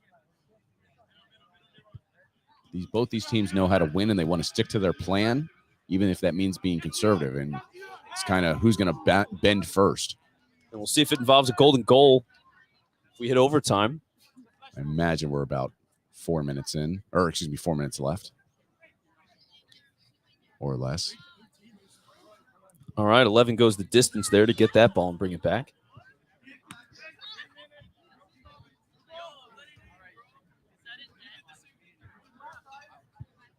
And for Kensington, you go back to that moment where, again, they had a breakaway. Yep. And to have that opportunity to go and take the lead right there. It's offside is not a thing for today's tournament, this 7-on-7 with the Icarus Cup.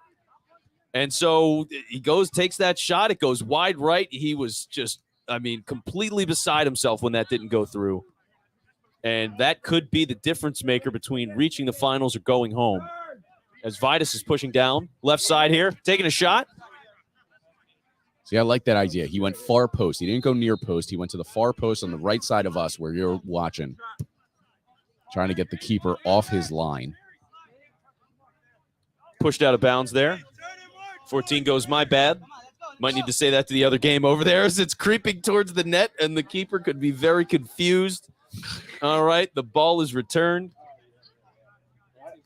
I've seen that, but then it usually starts.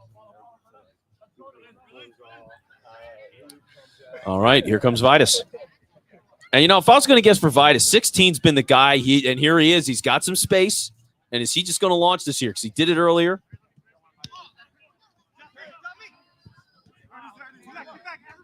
Oh, Kensington going for the counter here. And they've got 13. Oh, 16 scooping ahead, and he just breaks it off. He looked like Usain Bolt for a second. Yes. That's what I thought he was doing with the arms, but A little bit of speed there. more just playing defense.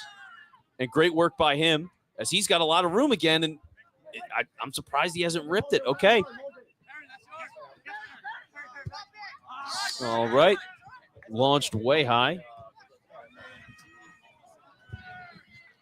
Urgency creeping in a little bit here. A little bit. I think it's exactly how I would describe it. We're about 1 minute away from the stoppage time, and then we'll just kind of figure out what happens. All right, and here comes 6 with some speed. Is he going to get enough space? He centers it. Oh, man. That's despite how that looked, that was probably Kensington's best chance right there in the second half. Yeah, that was a really tough one. He tries to turn around, just doesn't quite have the positioning for it. Ball goes out of bounds as it just does there on the corner as well. So Vitus ball again.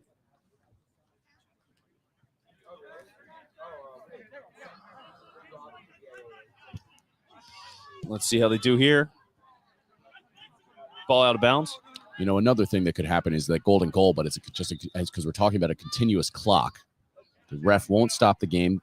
Teams will just transition naturally into a golden goal situation. Next goal wins, basically. Would love to see that. 14. Back to 7.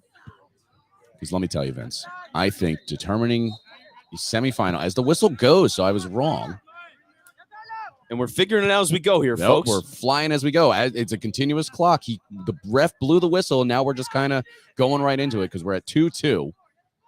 I like that. Yeah, just let them know, hey, regulation's over. This is golden goal. Keep it moving. I like the pace. And here we go, 6. Kensington trying to make something happen here. And can he do it again? Oh, deflected out. Diving save. 6 just putting it all on the line right there. Sudden. 6 is going to be the guy for Kensington to lead them to victory if they want this thing. All right, and Kensington get the corner here. Semifinal match here.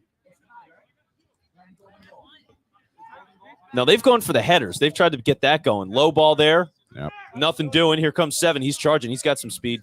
But all of a sudden, Vitus is not able to keep up with the speed of Kensington. You're seeing that right away. As soon as the ref blew the whistle to signal that it was overtime or extra time, Vitus kind of went back on their heels, and Kensington pushed the ball forward as we see it here.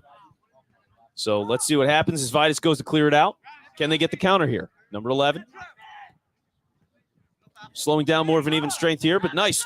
Oh, as their cameraman, Tim, takes a ball to the feet. Tim's okay. He's a pro.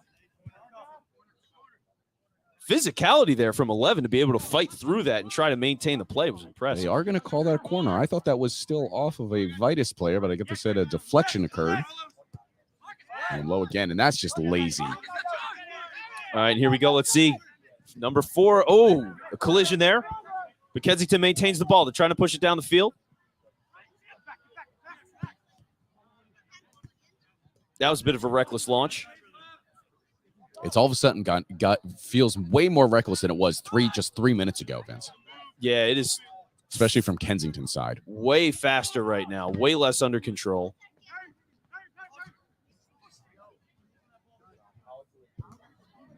Which makes me wonder, maybe we get a mistake. I mean, it's been a very principled game for the most part. Mm-hmm.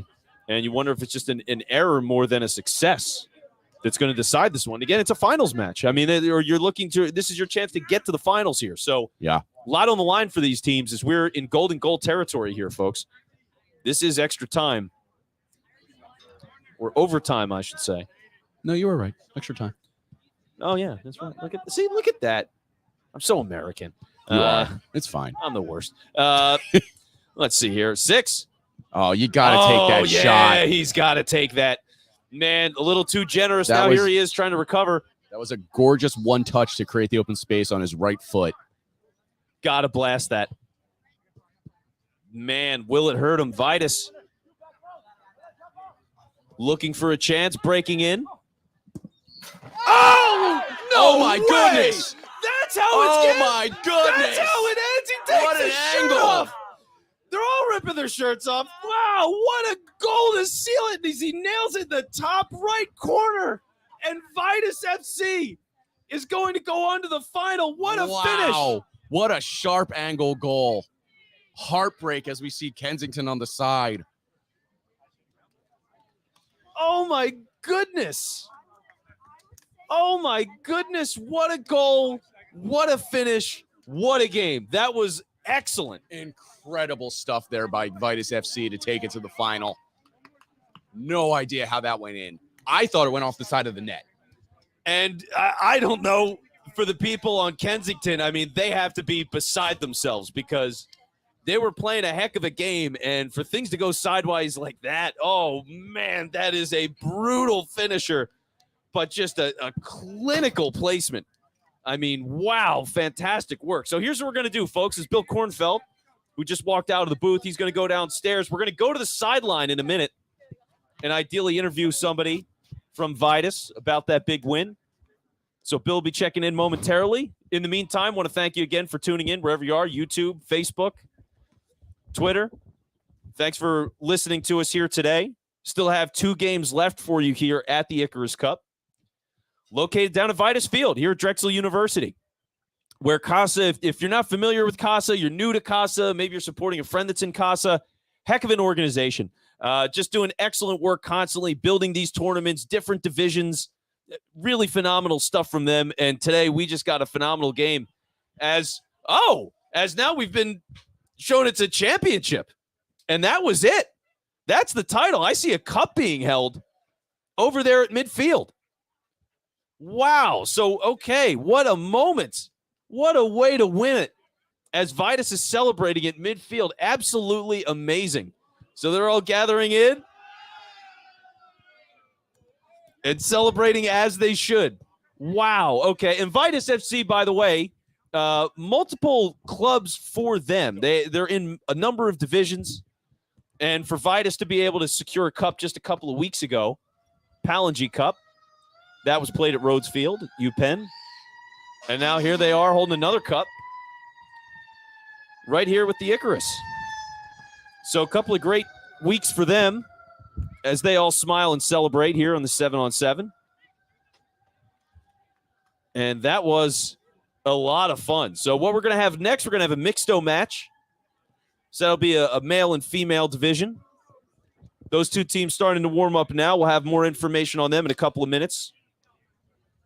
And we'll walk you through all of it. But in the meantime, here we go. It looks like our winner here, our man celebrating with the cup. He's going to be coming over, and Bill's going to be having a quick conversation. So we will go down to the sideline as Bill shakes hands. And it's a lot of celebrating. And Bill, let's go to you on the sideline. Yes, Vince, thank you. I'm here with the game winner, Osama. Osama, take us through that goal right there. I knew it was a golden goal. I didn't know how much time, but we just couldn't afford PKs. We had to end it now. We were getting tired. They were getting tired. I just had to finish it. It seemed as soon as that extra time moment happened, everything kind of clicked for Vitus and Kensington. Yeah. During the second half, it was a little bit of laid backness, a little bit conservative. As soon as it happened, as soon as it went to extra time, you guys put on the pressure, and you saw exactly what happened there with you in that goal. Yeah, it's whoever was clinical first because it's golden goal. Yeah, but I'm glad I was the last one to be clinical. That's very right. Thank you so much, Osama. Good luck. All right, thank you so much. There you have it, Vince. Stuff. Great work, Bill. So he'll be joining us back in the booth, and he'll provide us with some more information on what's going on here for this next game. As I've been informed from our producer, John Barchard, back at the studio, that's actually cup number 3 for Vidas this year. So they're on a mean streak, and they're winning all over the place. So, again, congratulations to Nolan Bear, who I know manages everything for Vidas. And he's smiling as they're taking some pictures over here behind the net. And who else is next? That's really what it's about here, folks. We got a lot of championship soccer here the rest of the way. So we will be calling those games for you. I'm Vince Quinn. If my voice sounds familiar, I host an Eagles podcast called Bell and the Birdmen. And that's available on Apple, Spotify, wherever you get your podcasts. Also on YouTube as well. And if you're watching on that YouTube channel, we are broadcasting on it right now. Please hit subscribe. Really appreciate you doing that. But it's been really fun. I mean, going from American football to being a part of this, where we've had some really great, thrilling goals. And honestly, that last one that just put that game over the top was spectacular. Just an absolutely stunning finish and a complete thrill to be here to watch it live. So also, I know you can't hear this, but shout out to everybody that is watching these games in person and supporting Casa here at Vidas Field. I know the league certainly appreciates you, and it's been fun watching with you. So here we go. Match number 3 begins here, Mixto final. And for now, I'll be getting the information because obviously it's tournament style and we've been broadcasting nonstop here. So I'll be getting you team names and information as I can. We'll go purple and blue for now. Here comes blue with the opportunity up the middle, right away, and across and a save. Oh, and it's a goal right off the bat. My goodness. Wow. Okay, number 7 moving across, finds 12, makes the chance. Great save by the keeper. It's not enough. They capitalize on the rebound. And just as this one gets started, which happened in the last game, Bill, yes, everybody likes scoring goals before Bill can even sit back down in the booth. So that's 1-0 Elite FC. They're all the way up from Fairfax, Virginia. Wow. Okay. So Fairfax, Virginia to be in this tournament is unbelievable. So credit to Team Andre in purple is right here in Philadelphia. And I want to make sure I'm saying that right. Andre, like Andre 3000. Exactly. There you go. Caroline. Anyway. Well done. Roses, look it up. It's a great song. People don't play it enough. You're welcome. Your playlist is welcome. I agree with you on that. Right? Great jam. Roses is a very good, underrated song. All right, so here comes Elite FC again. And let's see if he can turn the corner here. Nope. Physicality there from number 9. He recovers the ball and a quick push up the other way. He looked like he was going to be ready to rip it if they gave him some space. They did not. And now number 11 on Andre goes down. He was looking for the foul. Seems like he got it. Bill, did you even catch a glimpse of that goal? Did you even see it? Yeah. No. I wrapped up with Osama and ran immediately to Nolan to figure out who we were getting to see now. A 2-man, 3-man operation here is a lot. You're a busy man. You're climbing those steps, and you're doing it all in jeans in this weather. You're out of your mind. I am. I am not having fun right now. Thankfully, my makes one of friend, us that's miserable. and again, another moment where my friends have canceled dinner, so it's just my wife and I. So I apparently the more of an experience that I don't have any real friends. Oh, that's so great. Yeah, if you're just tuning in earlier today, Bill was like, yeah, we have a friend of mine that's out here playing today. I'm going to see if she comes up in the booth. Doesn't come in the booth. I then ask him about dinner plans. He says he's got a couple of friends he's going to eat with, and now they have canceled on Bill. So They just got back from vacation. They were in the tropics getting engaged. They're exhausted. yeah, I understand why they, yeah. you know, I don't need this. They haven't talked to you since high school. Just admit it. They have not. I can't lie. Kindness to Bill is welcome in the chat as Andre is trying to push down the field. And let's see, 17, nice little move there, getting into the corner. Can she turn it into anything? Not quite. Batted away by Elite. And we'll see whose ball that is. I would figure that's Andre's ball. Looks like it. And look at us with that last match, winning by Vitus. Thought that was the semifinal the whole time, and it was even more. I know, to see the cup go, I was like, whoa, that's amazing. So, yeah, a heck of a game there. And credit to both teams, honestly. Kensington played a great game. I don't think anybody was outclassed by the other. Just a phenomenal shot in the vital moment, and there's nothing you can do about it. So, collision there. 7-on-7 crime in a 7-on-7 game. That's right. Now here comes 9 from Andre. As someone on Team Vitus is celebrating with the cup, putting water in it, pouring it all over themselves. Sure, I appreciate water. it. Sure. Hope we see that later in this final between either Team Andre or Elite FC. Elite FC are up early, 1-0. All right, and something we're seeing early in this game that we didn't see in the other one, Bill. Keeper. Yes, for Andre, up. playing very far up. So we'll see how that plays out over the day. Elite's got some space here down the sideline. Are they going to push it to the middle? They Wide do. open. Unable to connect 7 fully. just can't connect. Great ball by 2 on Team Elite. Just a little too far in front for 7 to collect and put it into the old onion bag. Them's the breaks, as Boris Johnson said. So, a Boris Johnson reference. Bet you didn't figure you would hear that today, folks. I mean, he said them's the breaks. It was great. So, number 7 checking his cleats, retying after that misfire a minute ago. And also was the cause for the first goal that Elite FC got today. Had a nice assist there, led to an opportunity. And here we go again. All right, big push down the field here. Keeper comes out for it. Very aggressive play from number 11. Definitely expecting that through the game here. Risky, too. 12 was right there on Elite. Again, this is a Mixto match if you're just joining us, so it's a combination of men and women.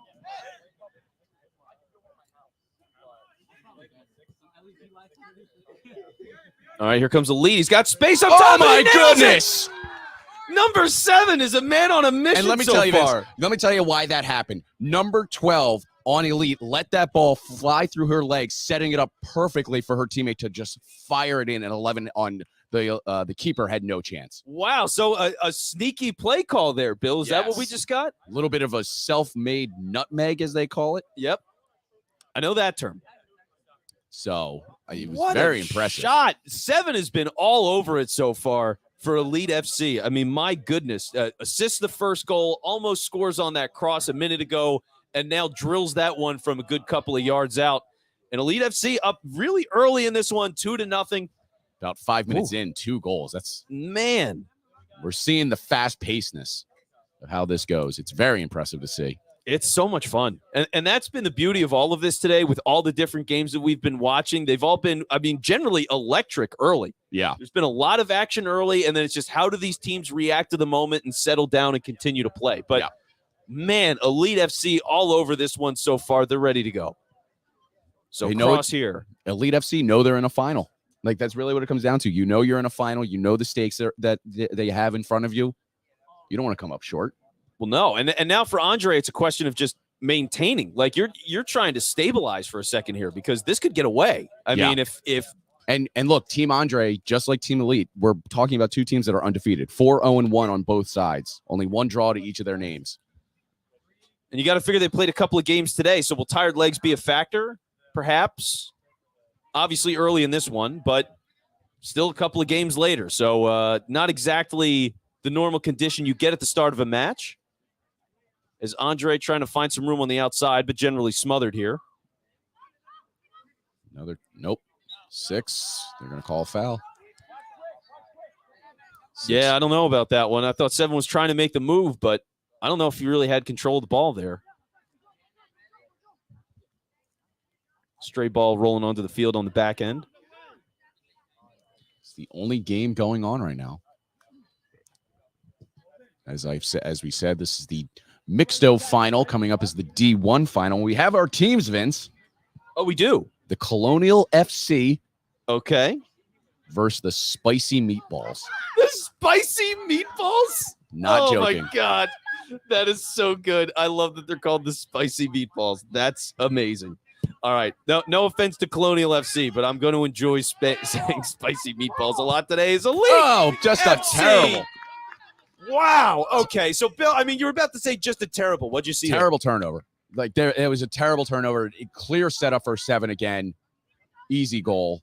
3-0 Elite FC. Wow. And see, now this is exactly what I was worried about, because you talk about territory of getting buried early. Yeah. And it's more of a mental thing than anything, because we've seen this. People can score from all over on a field like this. 7-on-7, this format, it just allows the space to take those shots. Yep. But right now, when it's a mental thing where Elite is just attack, and they're getting good chances, and now 3 goals, and we're probably not even 10 minutes into this match yet. No, we're about 9, just approaching that 10-minute mark. And Team Andre needs to slow this pace down. They're trying to play at the pace that Elite is setting, and they need to get to their own comfortable pace, because if they continue to try and play Elite's game, we're going to see more goals on the other side for Elite. Yeah, this could become a rout very quickly as Elite looking to get some chances there. Wow, keeper very casual on that one, Bill. He let that roll a little longer than he probably should have. And let's see, here's Andre tries to rebound, and he's got some space with 11. Uh-oh, this could get ugly. This is a count. Oh, it's 7. He's been clinical. Oh, it goes to the chip. I chip. Respect it. That is cheeky as hell, as the British people like to say. I respect that he went for the little chip wish there, not just an ice cream sandwich. He tried to actually make something happen out of that. Just a little too strong. I mean, is it too, I almost want to say showboaty, though? Like, is that too risky of a play? Well, should he not? I feel like he should have just kicked it low. No, because 11 was, the keeper was coming to try and close him off. So you kind of do think that strategy of chipping it over him in that situation. I think it's just the circumstances. You're already up 3-0. Yeah. Looks a little cheeky. Okay, fair enough. Great breakaway, though. I mean, the counterpunch there was phenomenal, as Andre is really struggling to find some opportunities here. And they haven't had as much as even a shot on net yet, I would say, at this point. So been a bit of a mismatch so far. And we'll see if they can turn things around. Zalik gets the ball back and chucks it to midfield. Kept in by Andre.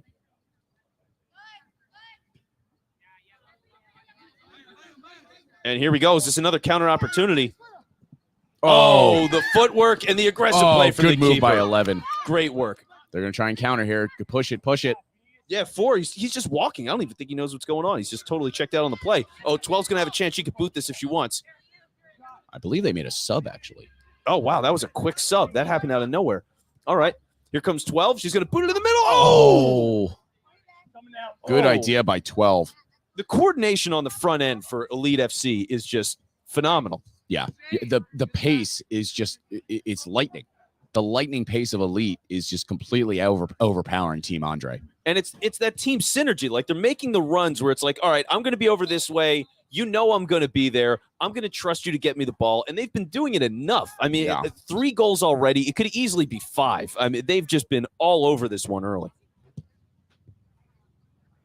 And that's a frustration shot if I've ever seen one. Just that's trying to do something. Hey, coming up is Casa will be having their own World Cup-style 7v7 tournament this summer. It's called the Neighborhood Cup, and instead of countries, the teams will be filling neighborhoods with players from those neighborhoods representing. So sign up and play from where you came from. All games will be played on Monday nights at the South Philly Super Site. Registration closes tomorrow, the 11th, so it's last call. Don't miss it. And if you can't play, make sure to come out and support your neighborhood. All the same, the Neighborhood Cup is sponsored by South House, who will be hosting post-game events each week with drink specials and karaoke events. We have the QR code up there for you in the top right corner of the screen for just a moment here, or you can sign up at Philly Soccer karaoke.org. And as we learned, Bill likes doing Metallica, and he's only done that once. How have you only done karaoke once is the thing that's almost as shocking as you doing Metallica at 11 years old. You've never been to karaoke since you've been 11 years old. And not voluntarily. Wow. You don't like karaoke, huh? No. I can't sing. I talk for a living. I don't sing for a living. Well, yeah, but it's not about being actually good at singing. It's just getting out there and being like, take another little piece of my heart now, baby. Like that's just what it's about, man. You just got to like get it out sometimes. Clearly, after that performance right there. That's right. If it makes you feel good. Here's Elite with another shot. And that almost made them feel pretty good. It's a little wide. Cameraman got hit in the ankle. I think he's actually hurt. Is he? Oh, yeah. That's Joey, who we met a little earlier today. Nice fella. Should I ask him if he was okay? Do you want to yell at him? Joey, you okay? He's good. Joey gives us a thumbs up. Hang in there, Joey. He's a soldier out there. Well, you know, the life of a cameraman is not a simple one. No, our cameraman Tim got punted with a ball earlier today. Took it like Tim, a champ. how you feeling? Tim gives us a thumbs up. He's all right. Good, because we don't have insurance.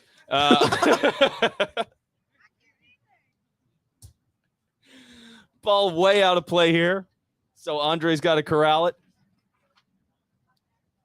And they got to corral this game in general. I mean, it's been a rough one. They're still starting to slowly get some possession down on the other side, but another launch there. They're pushing to the. I don't even know how to describe it other than they're just taking chances they shouldn't be taking. They need to be settled at the ball, find the open man or woman. We are talking about a Mixto final. It is a Mixto final here. And the space is there. We're talking about 7v7. Despite how fast the Elite is, you can find the space as Team Andre. Yeah, so far it's just been a lot of reckless bets. It's going to the casino at a bachelor party. That's right. It's very reckless betting. Lost a lot of money, folks. Here goes Elite. Turning it around. Oh, he's got a man open here up front, and the momentum just not enough. Again, it feels like a guy that's cherry picking a little. Not a fan of the cherry pick. Well, right now you can afford to do it. Yeah, I mean, you're up 3-0. What's the risk? So I don't mind it. I mean, you're trying to get into a point where you don't want this to be a game anymore. Oh, deflection there. That could awkward deflection off 7 on Team Andre. Luckily, 11 had his head on a swivel. Yeah, and he's played a solid game. I wouldn't criticize the goalie of Andre too much here. I think he's just had there was a tough deflection that was really close. Other times it's basically been a 2-on-1, and you just don't win those very often. Yeah. So here goes Andre, number 3 with a boot. Easy save for the keeper. That might be their actual first shot on net, I would say, for the day. I would probably tend to agree with you. And it was a weak one. Keeper saw it all the way. No real threat. No real chance of a Elite rebound. with all the space in the world. I don't know what's going on there. Okay. Pushes it to the middle. Oh! Timely defense by 10 from Andre. Nine's going to feel that. That's a stinger. Oh, that's a 10 for a shot. Right there. Wide. Field Mike. Field Mike should be okay. I'm not hearing any white noise. We will hope that Mike is okay. I need it for my post-game interview, Vince. That's right. The post-game interviews are great. Try to run a professional operation here, folks.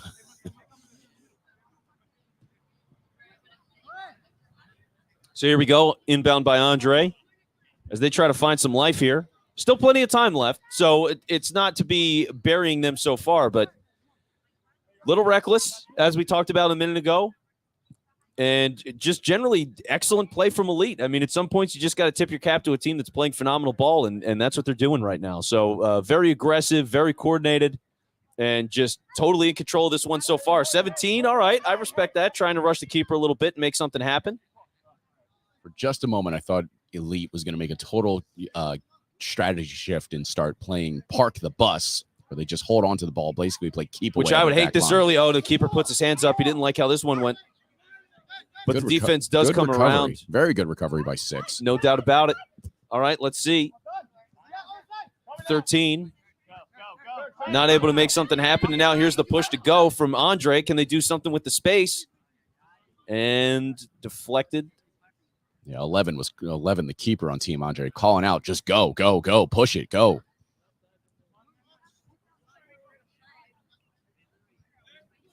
And what we're doing here is getting ready for another final on top of this as well. So what we'll have is a championship match, Division 1.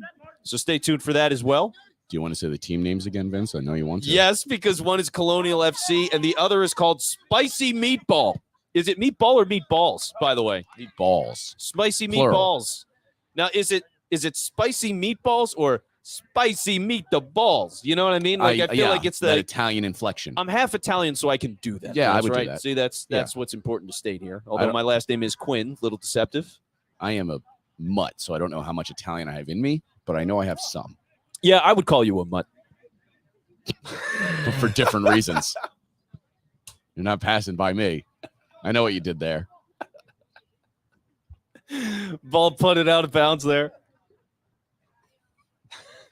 This broadcast getting out of control as we approach the hydration break. Okay, and this game has been out of control so far. Yeah. Let's be honest. Yeah. I mean, folks, I want to tell you it like I see it. And right now, it's just been Elite FC completely all over Andre so far.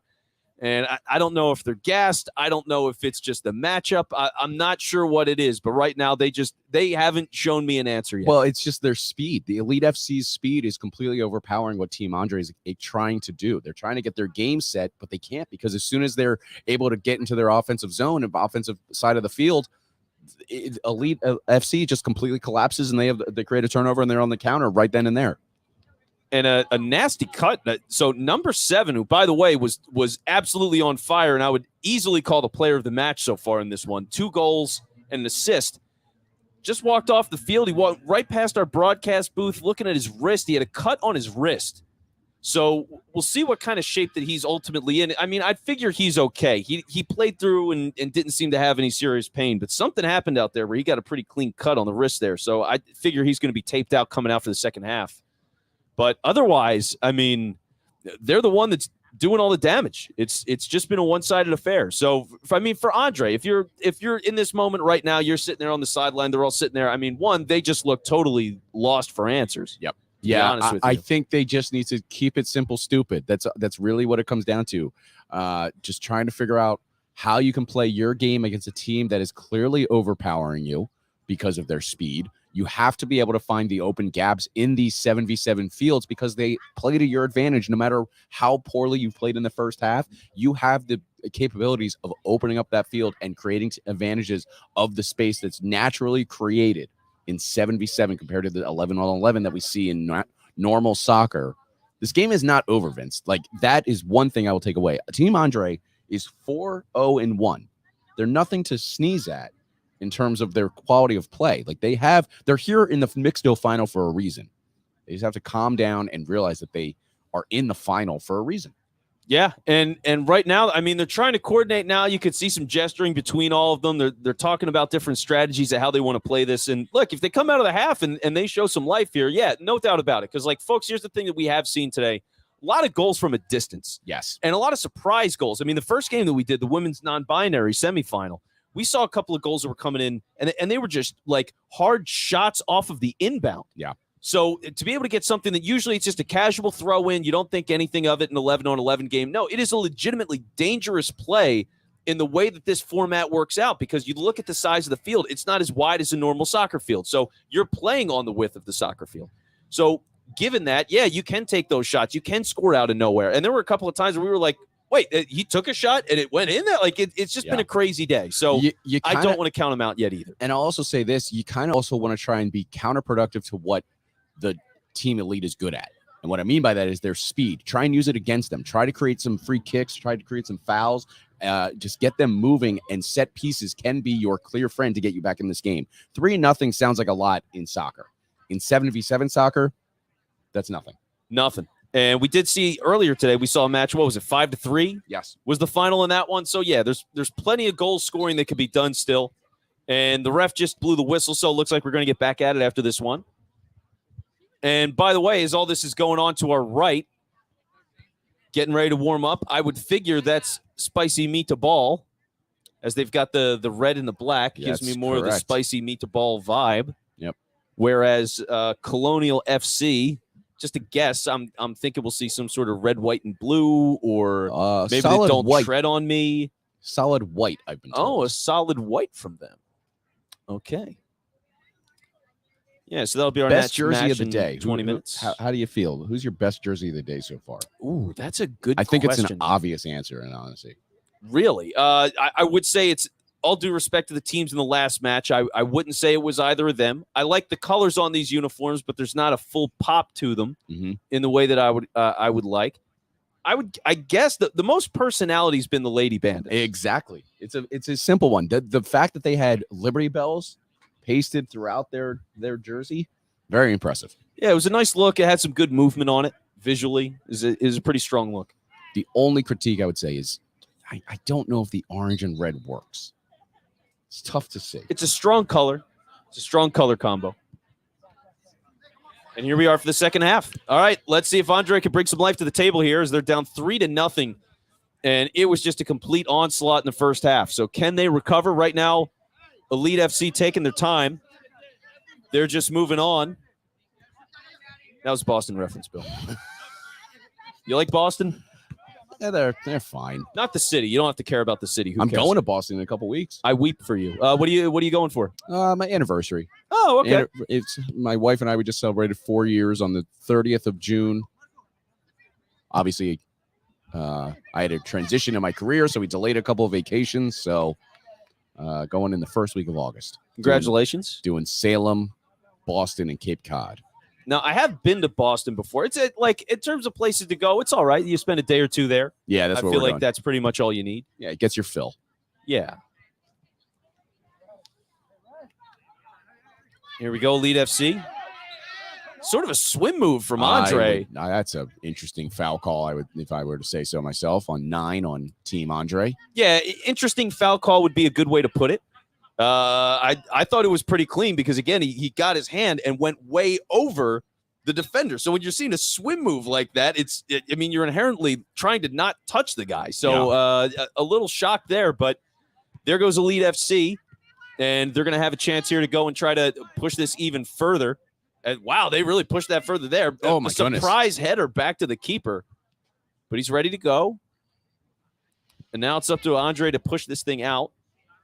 And to no avail. Get a little help on the outside as somebody hanging out today pushes the ball back towards the game. And we will play on.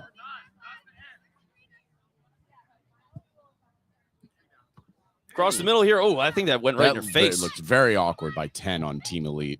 Handle it like a champ. Don't worry, nobody saw. Okay, no, it's on the broadcast. What can you do? Yeah. But nobody can stop the hundreds of people listening or watching that just saw that. But handle it like a pro.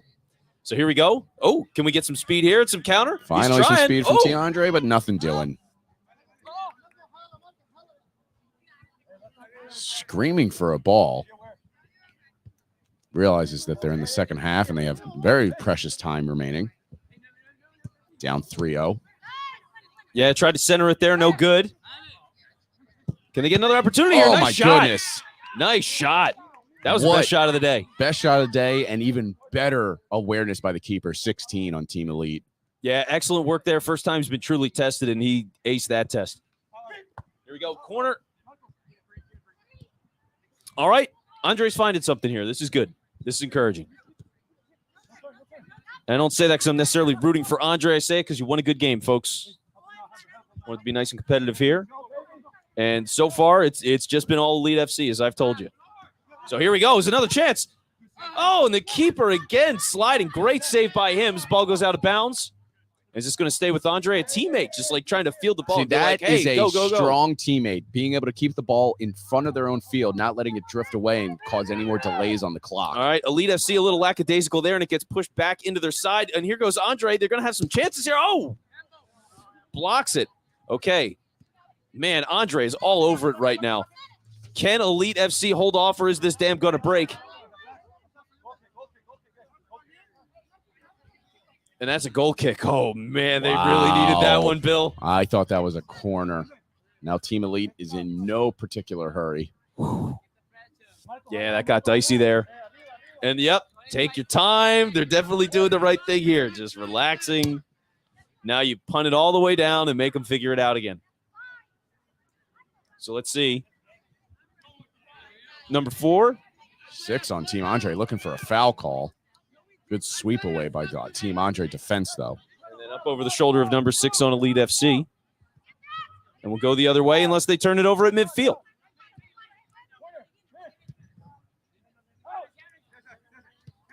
Looked up, he was going to boot that one, does not. Pass it off to the defender.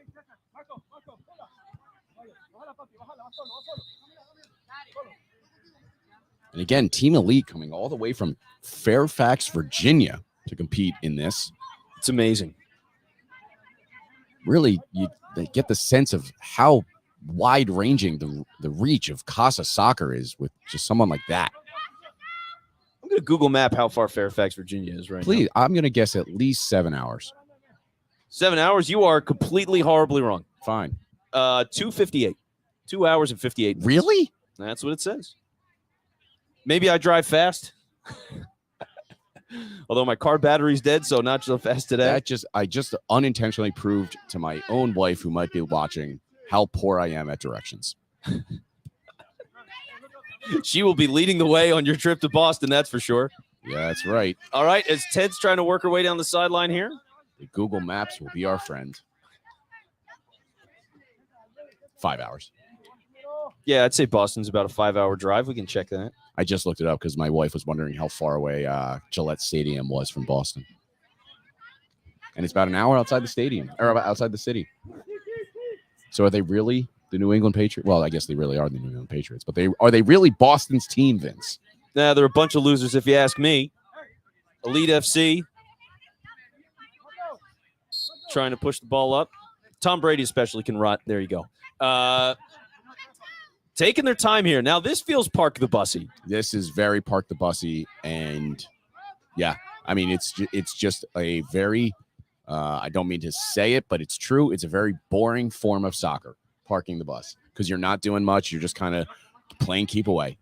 The only hope is the opposing team, Team Andre in this scenario, is able to create a turnover in their own zone and make something happen out of it, because that is the only thing that could happen at this point. There's just not a lot of space for it, though. That's the thing. Problem. It's like if you're playing such a conservative style, you're almost laying the ball into your own net if you turn it over. It's just so tight in a field like this. So even with 7-on-7, you know, the sizing is tight. So we'll see here as Elite FC hasn't had a chance in a little bit here.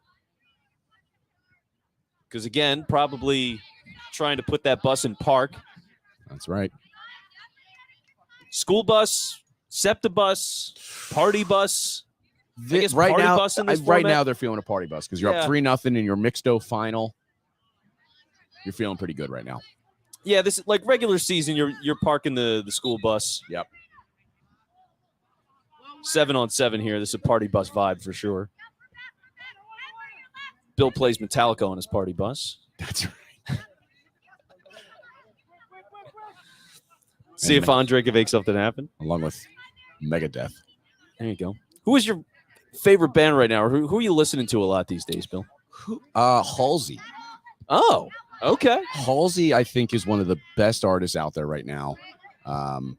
Yeah, she has incredible music. She has that song. Oh, my God. Doesn't she have that song of like, hey, I didn't have a baby with you, and yes, you should be sad. You should be sad. That song, listen to the lyrics of You Should Be Sad if you haven't heard it, people. That is a knife in the heart. I mean, that is a devastating song lyrically. You Should Be Sad is one of my favorite songs on that album, Manic. I believe that's her second studio album. You can also check out my favorite song, 3 a.m. That's my go-to, like, start of the playlist song. You always want to have that starting strong. Better than Matchbox 20's 3 a.m.? That's right. Great jam. Shout out to Matchbox 20. Does not sponsor the broadcast, but could. Matchbox 20 what? Last put out an album in 2003. It's been a while. They had one album that came out maybe in 2010. Oh, good. 12 years. But I think it was more of a compilation and like some junk. Greatest hits? Yeah, the greatest hits. So they got a lot, all right? I will yell about Matchbox 20 beat tracks to the high heavens as Andre is trying to find something here. They had some momentum early. Can't seem to find it now in this half. Vince, you know what I'm going to yell about? What? Pick up soccer at Casa. There you go. Are you looking to play some soccer but don't have the time to commit to a full season? Or maybe you want to get some extra work in between the games? Check out Casa's open pickup events. They're part of our meetup group, which includes clinics, watch parties, and other Casa events. Scan the QR code in the top right corner of your screen there to join the 4,500 other people in Casa's meetup group. Excuse me, I've got this right. Other people in Casa's meetup.com group. You know, this is a terribly written copy then. Casa's meetupgroup.com and stay in the know. I'm going to show it to Vince right now to show that the... where it says, let's see, to join the 4,500 other people in Casa's meetup.com group. Yeah. Yeah. Written a little funky.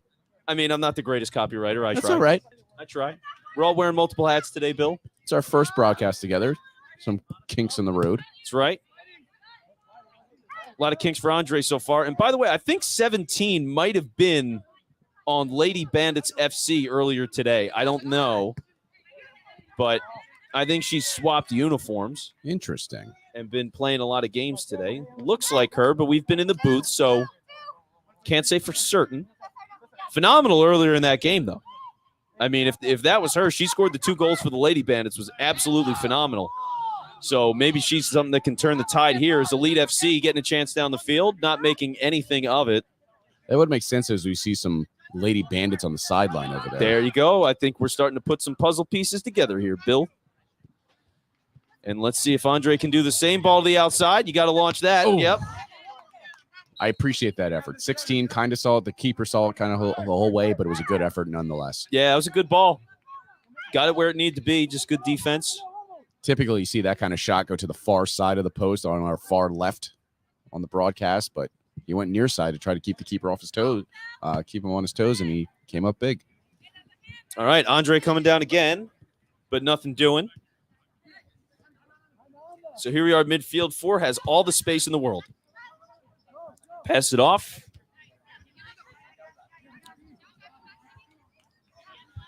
Nine down the sideline now with a little energy and force here. It's been a while, and there's a goal. Just unmatched. That sharp angle, the keeper tried to square himself up. Went far side, exactly how he wanted the keeper to go, setting up for that far side post, 4-0. I mean, just that easy. It's back and forth, back and forth. They find their spot. He just gets a little burst to get around the edge there, and that's it. Seals it. I mean, it's a solid shot, but it's a kill shot if you're Andre. I mean, they really need something horribly bad here as they try to get something on net. Nothing doing. And Elite able to push it back out here in the midfield, but you can see it from Andre now. I mean, this is pure desperation time for them. Yeah, we're approaching the 13th minute mark. So about 7 minutes left in this half, which is the final here for the Mixto. And 7 with the roller. You've got to be kidding me. He shakes the handoff, which he wrapped up from the cut in the first half. That is his 3rd goal. The man is a hat trick. That was a beautiful cutback. Keep the goalie thinking he's going on to that right side of the net. Cut it back. Just a slow dribbler into the left side corner. And now for Andre, it's all about pride. I mean, really, I can't see him coming back in this one. I think it's going to take a miracle. They just got to fight and try to make the most of the moment here. Yeah, unfortunately, I mean, like we just said, it's about 14 minutes in, entering the 14th minute, of the game. 5-0, 6 minutes to go. It's a tall order. Very rough. But yeah, for number 7, I mean, just a phenomenal game for him. Luckily for them, we're on a college campus, so there's plenty of bars to go to after the match to sow your sorrows. And for those of you at home, if you're looking for the next match, just a couple of minutes down the road, that'll be the Division I men's final here for the Icarus Cup. A lot of Icarus Cups handed out. You got a close look at it, Bill. What'd you make of the trophy? It's a nice looking trophy. Very nice. Nice little silver or chrome look to it. Okay. Very easy to put a beverage in there. That's key. Key for any good trophy, I would say. It's what makes the Stanley Cup so great. That's right. Can't do anything with the Lombardi trophy or the Larry O'Brien trophy.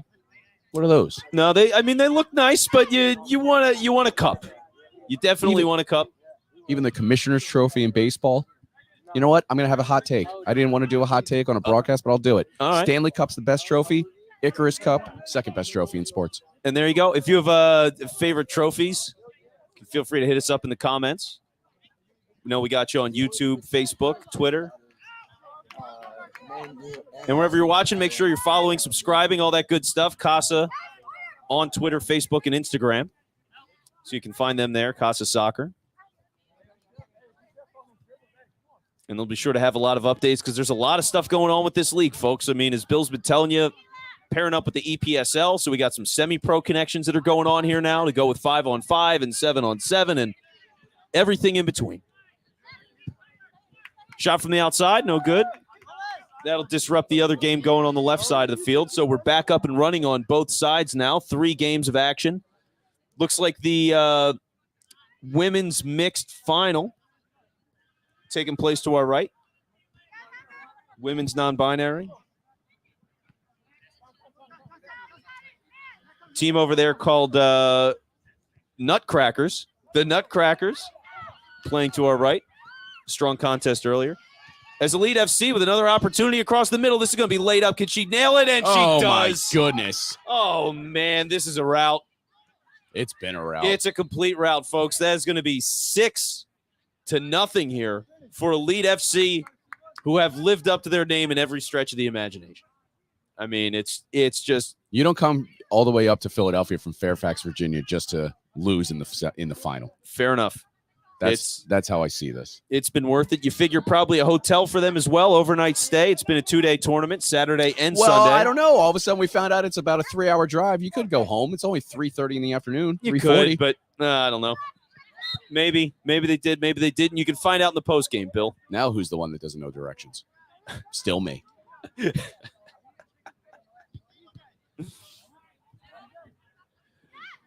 Here comes Andre FC. Trying to get a chance. Here comes 17. Oh! Ding. Our mic's not broken. It is not. Picked up that sound quite well. And we'll see if we get pelted still, which we have not yet. Because obviously, as you can see, normally with a press box like this, you're watching the game from the side view, but we do have a net literally right in front of us. Casa officials were scared that we would get pelted with a soccer ball. And we still might. There is still hope for some of you. As Elite FC is going to get another chance. Oh, no, they're falling over. And oh, man. We almost got 7. If we get to do, what are the odds on your thoughts on 10? 10? Today? Yeah. I don't know. I mean, we only have in a single game, probably not. We only have about 3 minutes left, so it's a very tough. But there was just another goal, so we're at 7. Number 12, celebrating that one. She had one of the early goals to really break this thing open. That was goal number 2 on the day. So celebrations from number 12. And you can just tell the team Andre is dejected right now. Yeah, they're done. I don't know why. Well, they've made substitutions already, so these are the people. You have another ball in? Oh, never mind. I was going to say, try and score both balls at once. You got 2 goals right there, right? All right, well, if we go 2 balls in play, maybe that spices things up a little bit and can force a comeback.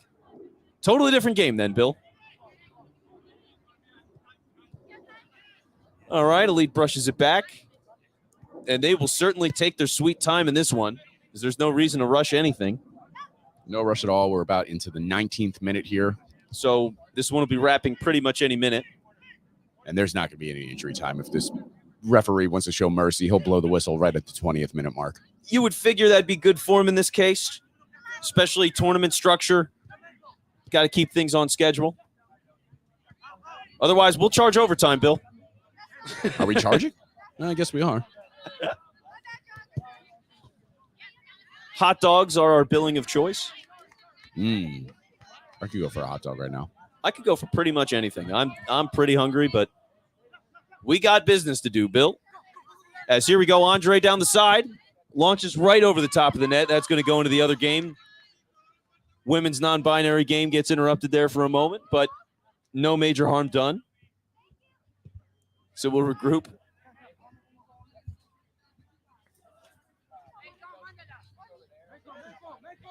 goalies haven't punted it the same way I thought they would in a setup like this. I mean, I had a question before we ever even did the broadcast today if there was a goalie that could maybe even punt it into the net. I mean, some of these keepers, the legs on them, to be able to launch that thing. Yeah. Get it really close at least. And I mean, you could basically have it as a super extreme corner where your goalie just boots it. It's a good point. 50 yards, and you see if you can make something of it. Do it. So there we go. That'll be the end of the Mixto final here as Elite FC just completely all over this one from start to finish, goal after goal, finish after finish. And they end this one 6-0. Incredible. I mean, just a 7-0. 7. I couldn't even You keep. missed a goal. I missed a goal. It got that high, or I can't count that high. It's one of the two.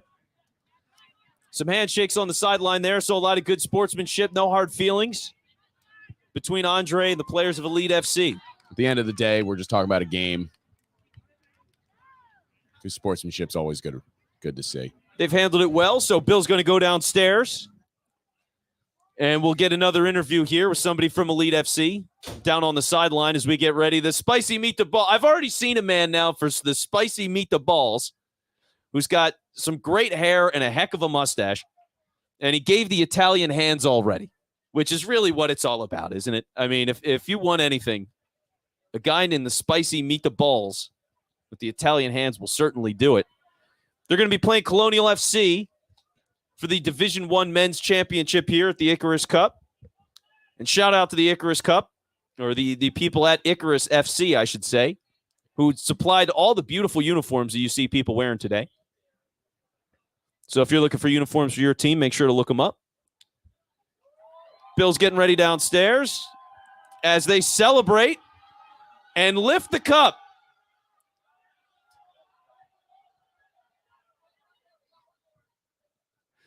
So picture time for them as everybody else starts to warm up. You can see Colonial on the far side of the field. White uniforms, perhaps a red stripe is what it looks like. Pretty sharp-looking uniform for them. So we'll have Division I finals action here in just a minute as we've had a full day of soccer so far and appreciate everybody that's been sticking through us throughout the day as we've gone from the women's non-binary semis over to the Division II final. Then we have the Mixto final that just played out and the championship game here. So a lot of cups being handed out, a lot of excitement. It's been 2 hard days full of work in the hot sun, and yesterday you had the rain, so they've been battling the elements in a lot of capacities here to get to this point. And there's going to be a lot of great pictures for the gram. On the gram, they will be loving it. So Bill seeming to have a hard time getting a hold of somebody because they walked off the field on the opposite end. So he's looking at us like, can we get a look at Bill? Bill's he's struggling down there. Bill's going to go on the hunt and see if he can get himself across the field and find somebody. And I think I'm more entertained in Bill than anything else right now until this match starts. There he goes. That's a graceful jog right there from Bill Kornfeld. And now he's been stopped by our cameraman, Tim, who's hopefully got some feedback. Tim, pretty much a dog out there and very aggressive in finding people. So, or did Tim get eluded? There seems to be some hand gesturing to suggest that maybe they didn't land somebody. So the people from Elite FC are going to escape the wrath of Bill Kornfeld's questioning after their victory. So is Bill going to hang? Maybe he is. Maybe he isn't. Oh, Bill's, yeah. All right, we do have someone in store. Bill's giving me the point. Shout out to Tim, the cameraman, who likely secured that, and we will get ready.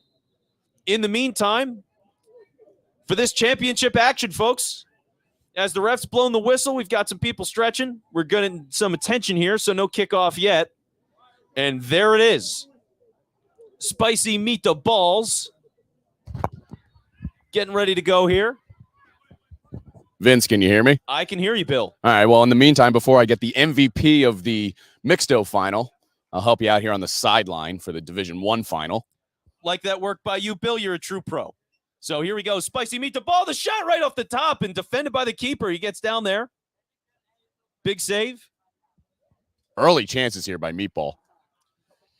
You love to see it. Okay, maybe I am biased in this one. It's just happening. I don't know anybody on either of these teams, but you know what? Spicy meatball has stolen my heart and my appetite. I might order Italian after this one.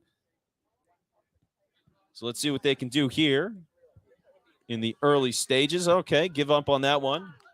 Easy ball for Colonial to corral.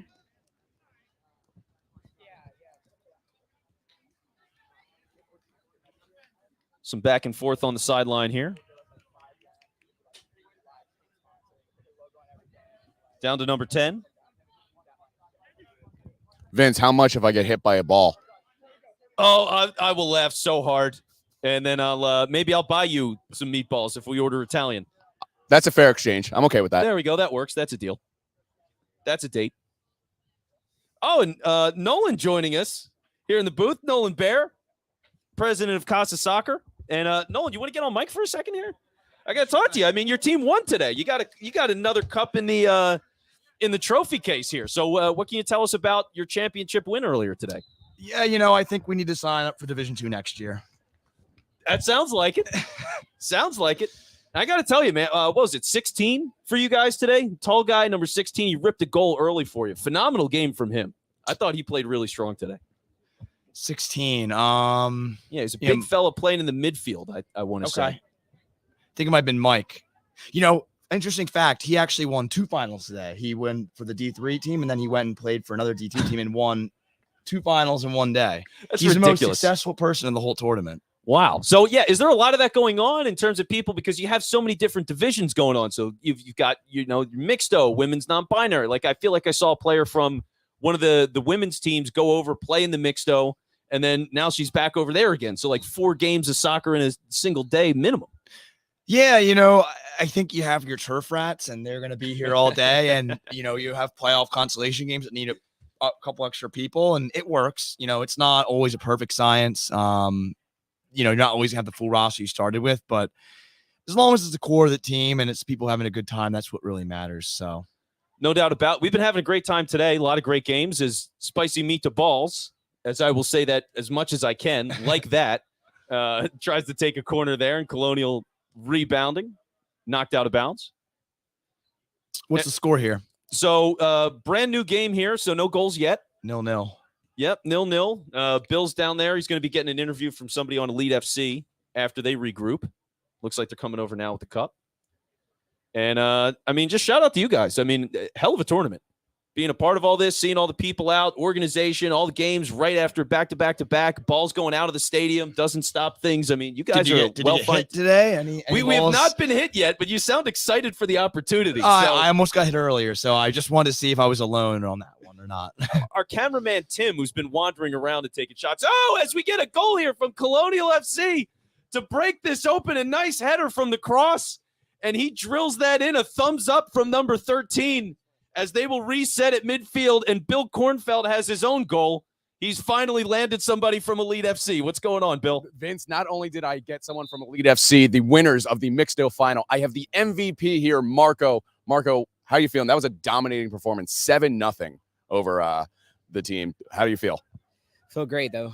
Appreciate that. Thank you, all you guys, for the support and everything. You can see the team effort that we did, and we just left it everything in the field, though. You won the MVP. Let's take a look at that MVP trophy. That's how do you feel about getting honored with that honor? Well, I feel great, helping other teams, scoring, those goals and stuff like that to get the team to a final and stuff like that. So, it felt great. Great. I'm really happy though, and representing, our team, Elite, right here. So, we're really excited, and we're just gonna enjoy it now. Yeah. And you guys came all the way from Fairfax, Virginia. What caused you to bring? What's the appeal to Icarus Cup and Casa Soccer? Like that's an impressive drive to come all the way over here. Yeah. Like you see the jerseys. We represent them, and they invited us to come, and do the tournament. We did. It was a 3-hour drive, but it was worth it, So, like I said, we're really happy now. Awesome. Well, enjoy the night, Marcus. Congratulations, Marco. Excuse me. Enjoy it, and congratulations. Thank you, guys. Appreciate that. All right, Vince, back to you. As that interview was going on, another goal from Colonial FC as they made some work down the sideline and were able to make a really clean pitch there in the middle of the field for an easy goal. So 2-0 from them really early in this one as Bill worked his way back up into the booth. And I mean, Nolan, you've had a busy couple of days here, I imagine. What are you doing after this once the tournament wraps up here? We're gonna clean up all the goals, all the cones, everything, typical style, and then I think the tournament team will have a nice dinner and enjoy the evening. So, oh, there you go, a little celebratory meal. You love to hear it. And I also want to say shout out to the people at Icarus for putting all these uniforms together. And I guess they're the driving sponsors of this tournament. Be the best way to put it. Yeah, I mean it is. Icarus is a sponsor, of Casa.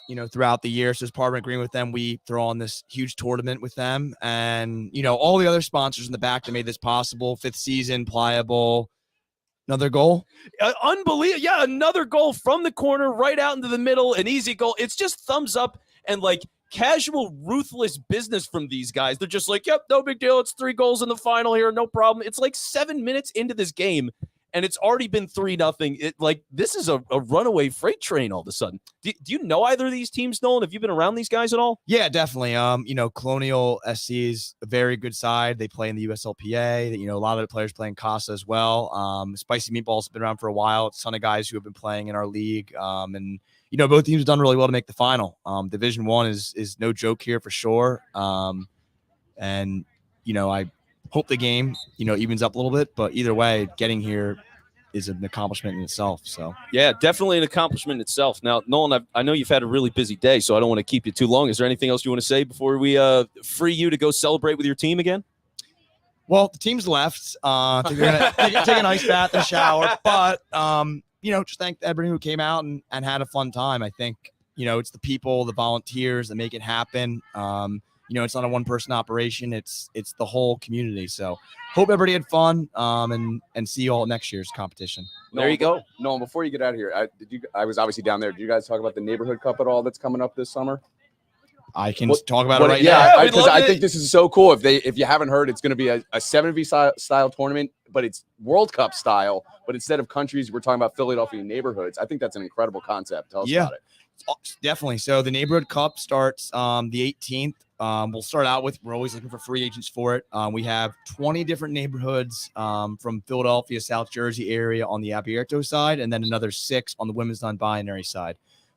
Each neighborhood has a captain who is from that neighborhood and has been sourcing people from that area. But, there's always a few team spots to fill. So there's always, even if you don't live in one of the areas listed, and, they're on our website, whether it be Kensington, whether it be, Mount Holly, New Jersey, whether it be Fairmount, there's a way to get involved. It's a great tournament. This is first year kicking off, and it's only going to continue to grow. It's 7v7 Monday nights, South Philadelphia and Temple.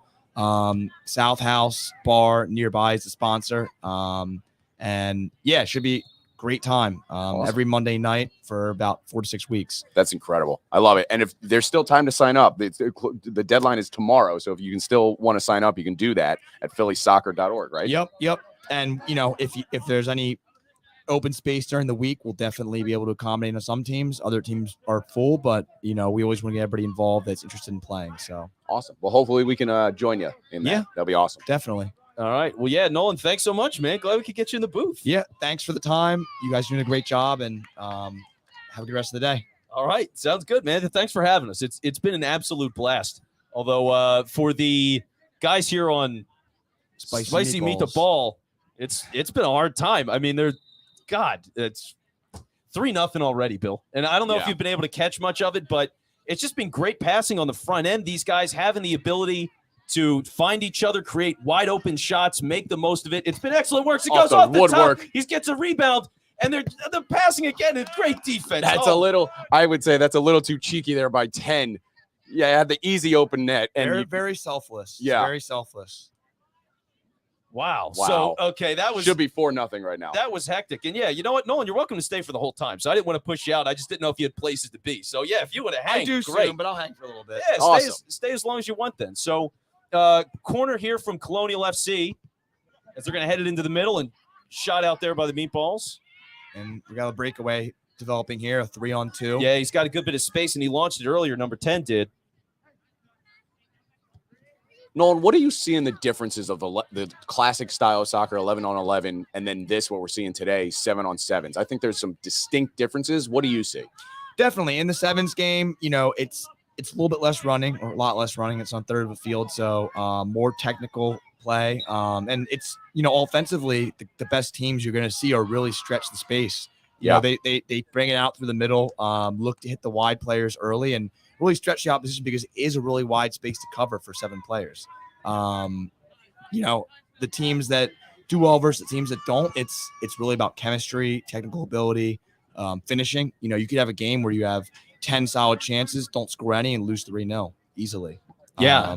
It feels like or it's more. Could be 6-7, and chances are even. So it feels like it's very heavily motivated by the counter attack, creating from the backside and then working your way up the field on the counter. Definitely. And there's no offside, so you'll see teams will put someone just cherry picking on the opposite side and be able to get away with it. We were talking about this earlier. So it's a very interesting strategy, but it pays off. Don't you think it's a little unfair, though, cherry picking a player in the back? Nope. Oh, and a launch from the meatballs. Wow. Is that off the inside of the post and out? Oh, Yeah. that's brutal. As they've been down 3-0 in this one, and that was a moon ball that was excellently placed. He just didn't get the luck from the post. Oh, my goodness. No VAR needed for that one, but it was very close. Yeah, we don't need VAR at Casa. Too much trouble. VAR Casa 2040. We'll get it implemented in time.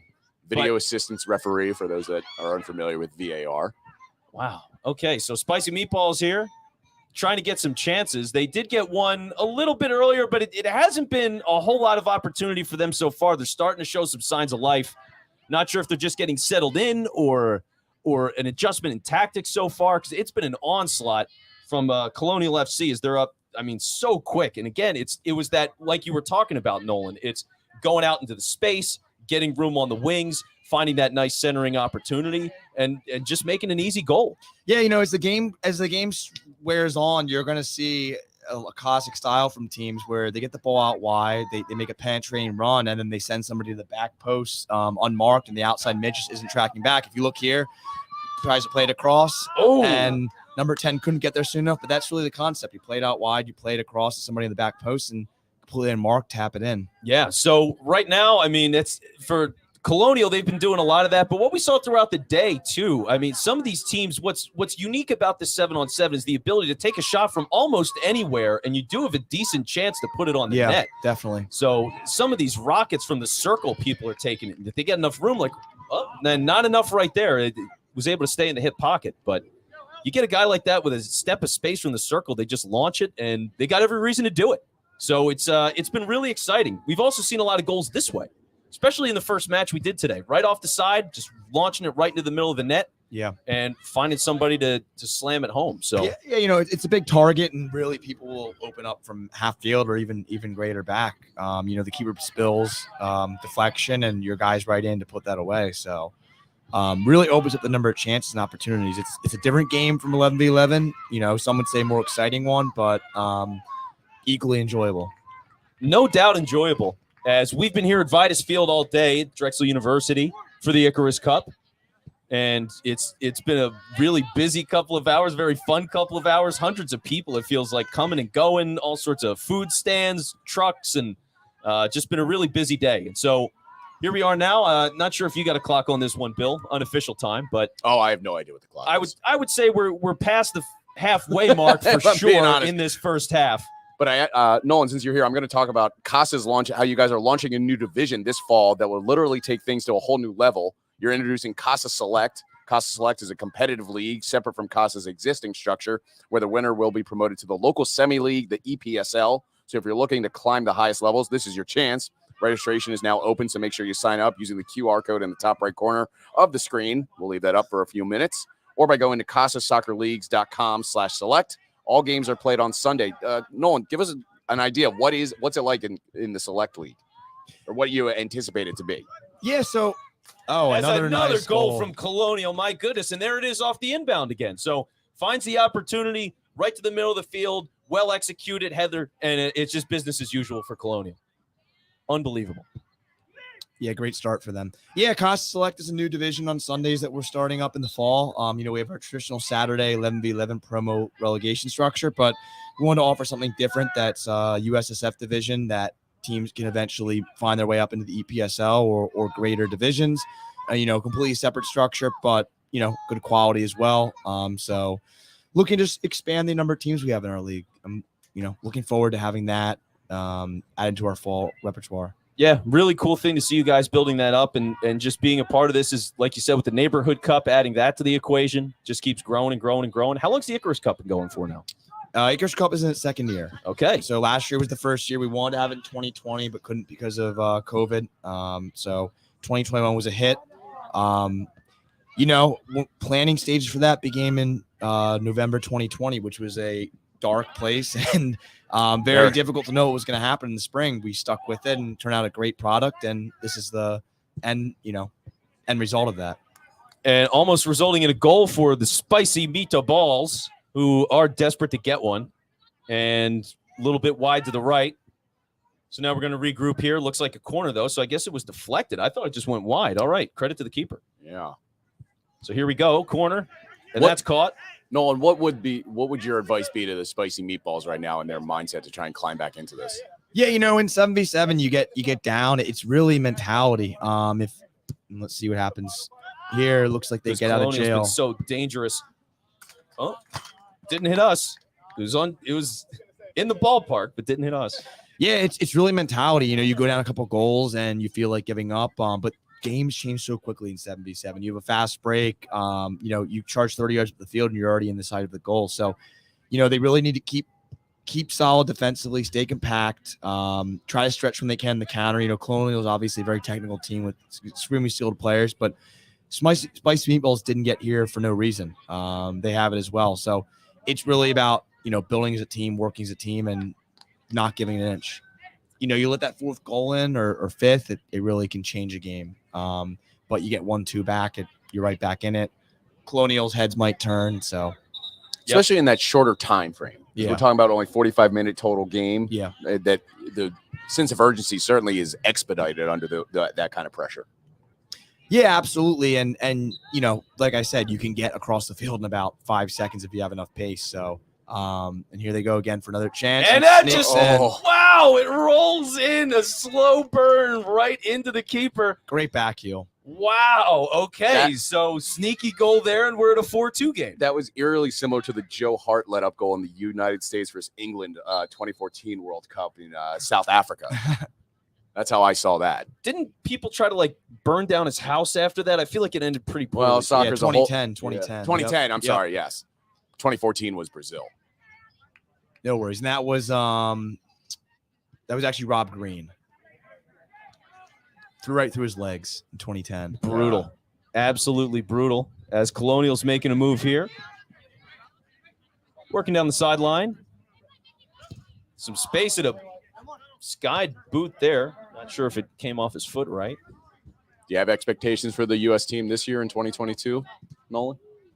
Yeah, I think after a World Cup out, there's a lot to prove. I'd like to see them at least get out of the group stage. Minimum goal for the country should be, quarterfinals. But if they get there, who knows what could happen next? They have a very talented young squad, obviously shown in what was a strong CONCACAF group. Canada's up and coming, Mexico's up and coming. So they're getting tested more than they have in the past. It's shown that they didn't make the 2018 World Cup. So it'll be interesting to see, honestly, as North America, how they do on a world stage, because you only really play aside from some random friendlies, you really only play the teams from your confederation. So that's really the limit of what you're tested. So I'm interested to see how they do against some world powers like England.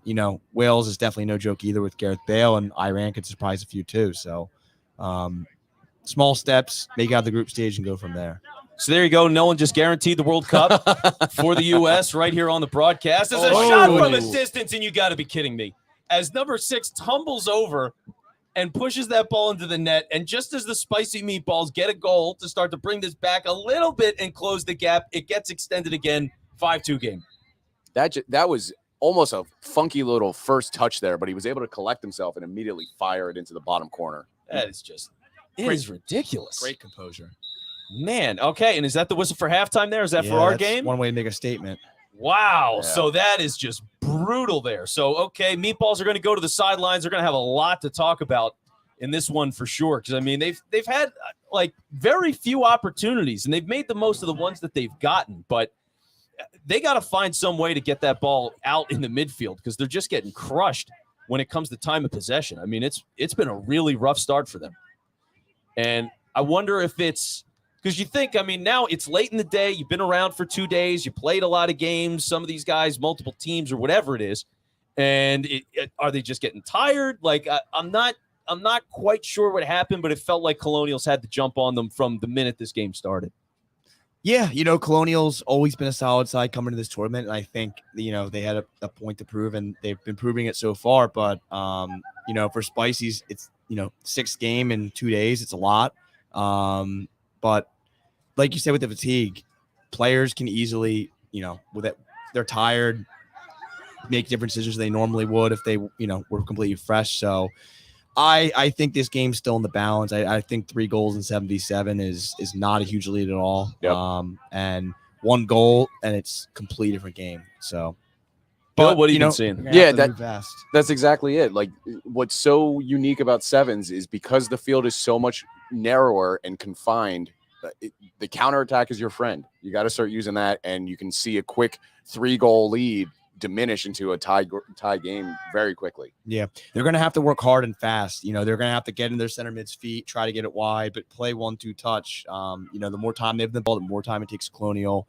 to get back and set in their defense. So, no, let me ask, obviously in 11s, a lot of the formations are 4-3-3, 4-4-2, stuff like that. What do you usually see in these kind of 7v7s? Is it not as orchestrated as that, or is it like just a simple 3-3 middle and back, or is it something similar? Yeah, I've yet to see a 3-3, but there's probably someone doing it out there. You have 2-3-1, 3-2-1, and those will morph into, as players get tired, honestly, will morph into a 2-4 or a 3-3, but there is a lot of ground vertically to cover. So, if you just try to do 2 banks of players, you won't have enough depth to cover up and back. Right. So, yeah, typically teams start out 2-3-1, 3-2-1, but it's extremely fluid. A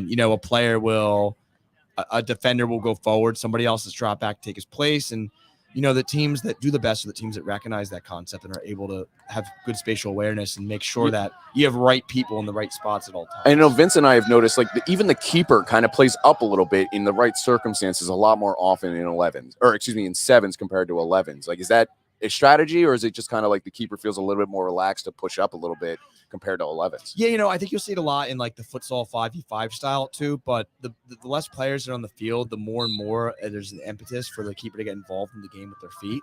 And you're starting to see it at 11s level as well, but you're basically acting as a separate defender to facilitate movement of the ball. Because if you see the way that Colonial is lined up right now, when they get the ball back, I'll point it out. As the meatball's trying to back good heel save. Inverted away. So usually 2 players will slide like that. There's number 7 sitting in the mid. He sits a little deeper, but you'll see the keeper creep up because if one of the defenders on the outside gets into trouble, he wants to be in position where they can get back to them. Keeper way out of the net, and Colonial again finding somebody open in the middle for an easy score. It's a 6-2 game, just a minute into the second half here. My goodness. And you're just talking about the freedom of the goalies. I mean, he was way out there on that one. And, I get what he's going for, and you got to make aggressive plays, but devastating. Just a devastating play for them. Seems like he didn't really recognize how little help he had on the backside on that keeper as he tried to close off the attacking player. So, time to dig deep here. Can they be the spicy or dare I say spiciest meatballs? Good move. We got about 20 minutes in this half, folks. So there is plenty of time. And like Nolan was just saying a couple of minutes ago, it is 7-on-7. There's a lot of goal scoring. We've seen it all throughout the day. But they're going to have to find it quick to get over a lead like this. Ball deep down. And here's where you see the goalkeeper act as a facilitator of movement. He doesn't have a lot of options there. Just lay it off back and then swing it around. Yeah, keepers have been really heavily involved today, and I've liked seeing that. I mean, the pace of this as a 7-on-7 is really fun. It's electric at times. All these it's like counter, and you get so many chances in a short amount of time. Meatballs get the turnover at the midfield and turn it right back.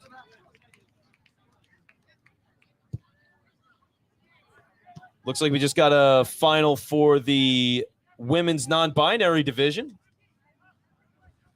shaking hands at midfield over there. And another goal here. And another goal, my goodness, as the hands are on their head for the spicy meatballs, and they should be. I mean, that is... Is the keeper trying to do too much here? He just seems completely out of position. He was left the net wide open again. I don't know if he's just trying to close off the attacking player and hoping that he has a defender on the backside behind him to close off any trailing the attacker, but very interesting play. Or lackluster play by the goalie, that's for sure. Yeah, they have an adage. It's never the keeper's fault. Mm-hmm. Sometimes it is. Might have been yeah. He's playing very aggressive, almost too aggressive for a 7v7 match. Yeah, he's trying to get his team forward, and the best way to do that is get forward himself. So, and you run that risk, especially when trying to chase a lead. And that's the tough thing too, right? Like when you're down so much as a goalie, I mean, first off, you've allowed all these goals. There's a frustration there, but there's only so much you can do. So yeah, if he's trying to be more aggressive to get things moving, I understand it. But I mean, they're in just such a monstrous hole at this point. And by the way, folks, this is a title game. I mean, this is the Division I Men's Championship here for the Icarus Cup. And as we've gotten early in this second half, it's gone from ugly to catastrophic here for the spicy meatballs. Now, do some of these teams also play 11-on-11 a lot, or do they just kind of stick to what they feel comfortable with in terms of 7s and 11s? No, these are all 11v11 players converted to 7s for this tournament. That you'll see. Most of the players play 11v11, but only, they come for these 7v7 tournaments and 7v7 weeknight leagues too. So every one of these players plays 11v11 in some capacity in Casa's leagues. I keep it to FIFA personally. I don't really belong on the field, but I like to watch. As Colonial, my goodness, it just bounced outside. What a save. Wow. Great save. That was inches away from being, I mean, what would that have been? 7? 8? It's hard to keep track at this point. Literally. Wow. And as we see, what was the team we had earlier today? Nutcrackers. Nutcracker FC did, in fact, win the women's non-binary. We saw them in our first match today that we broadcasted, if you were watching earlier. They're all lining up and taking some pictures now. Big smiles. Nice Icarus cup. Bill was admiring the cup, by the way. He's a big fan of the nice trophy. Cup. Very easy to put a nice beverage in there for celebration. Definitely. Yeah, that's the aim. I did not pick those out. That was all Icarus, so props to them. Good for them. Just wonder where my notes were from earlier. Realized I've been sitting on them somehow for the past God knows how long. Mystery solved. Ball out of bounds here on the back end. And we'll be getting a corner from the spicy meatballs. Are there any other ludicrous, funny, notable names in all the, you have so many divisions, so many teams. I think Mark Wahlberg's cousins is the first one that comes to mind. That's incredible. Yeah. That's great. That's been around for a while, too. That's so good. Have they tried eliciting a sponsor from Wahlburgers and everything? I don't think so yet, but it's definitely an idea for the future. Shout out to Mark Wahlberg's cousins. That's awesome. Yeah. Will they be participating in the neighborhood cup or anything like that? Or it's not a neighborhood. You can still have a name.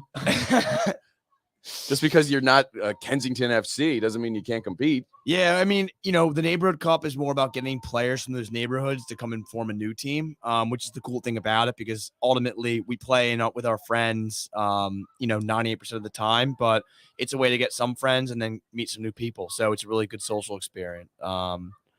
And they played today in today's tournament, this weekends, and they'll be back in the fall too. Excellent.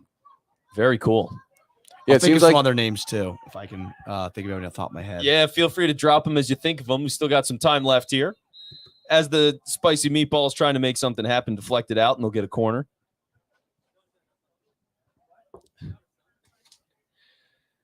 Hey, you guys over at Casa just seem to have a great system. You have everything going 12 months a year, it seems, or 12 months a year, doesn't stop, and it's just constant soccer for everyone. Constant soccer for everyone. Yep, that's what we love to do. That's awesome. I love it. Only dead periods between Christmas and New Year's. Well, no one's working at that point, so of course. True. If they say they're working, they're not. All right. Crossed in, nothing doing. 11 was trying to get his header on the ball just a little too low. And he slips it to the outside. There's just pass in the middle, but waits for the chance. Stopped. I think we've reached the point where Spicy's just kind of force the ball and see what happens. But keeper is standing strong and not really being challenged. Yeah, it looks like a tired fighter. You know what I mean? You're just kind of throwing punches, but it doesn't really have that full force behind it. I wonder if more of that's emotional than anything at this point. I mean, like, in all the time that you've been doing this, Nolan, and working with all the different teams that you do with Vidas, I mean, when you have a game where it's just so lopsided, like, how do you get through that? You know what I mean? To be down 4 goals, 5 goals in a single game, like, I don't even know how to compose myself. Yeah, I think you take the same approach as if you're up 4 or 5 goals. It's we're out here playing. How can we use this as a learning experience? And there are ways for teams that are up by that much to learn too. Like, hey, let's try a player a different position they wouldn't normally. Let's try out a different formation, different style. You don't see the formation as much in 7v7, but it is the concept of, well, we're out here. A lot of these teams, not all these teams train. Some do, but most don't. So how can we turn into kind of a practice for our team to build for the future? Otherwise you're kind of wasting game time. Yeah, that makes sense. The whole idea of putting people in different positions and seeing what happens, just having science experiments. I really like that. Like I was in believe it or not, I did mock trial in college, which still surprises me. But we had points where when we knew a match was over, we would get people and try them in different spots. And we literally had a file for it.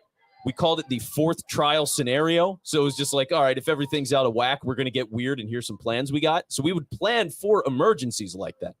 So like as a manager, I mean, do you have that kind of stuff then? You have something in your back pocket like, oh, here's something we haven't been able to do. I'm just going to throw this out there. Yeah, you need a plan B. You can have the best players in the world, but there's always going to be a game where, best players in Philly. There's always going to be a game where you're not performing. And if you're always doing plan A all the time, eventually you're going to slip up. So it's always get something else in your back pocket, figure out a way to work things around. And, ultimately makes your team more versatile, makes it more dangerous. So Colonial certainly dangerous today, as they've just been from the jump all over this one. I mean, maybe 2 goals in the first 2 minutes, it felt like.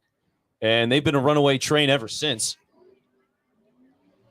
So it's pretty much all about pride at this point, because it feels like the Icarus Cup's going to be in their trophy case sooner rather than later. Yeah, well-deserved champions. I think they've been one of the top teams this weekend, if not in Division 1, but in everything. And, well-deserved. And we got another cup winner over there on the left-hand side walking off the field there. Some really eccentric striped jerseys they got going on there. Didn't get to work with them today. Not sure what team that is. You know who that is, Nolan? I do not. I know they beat Grapes in the final, but not sure who the opponent was. All right. They're officially Mark Wahlberg's cousins getting the title.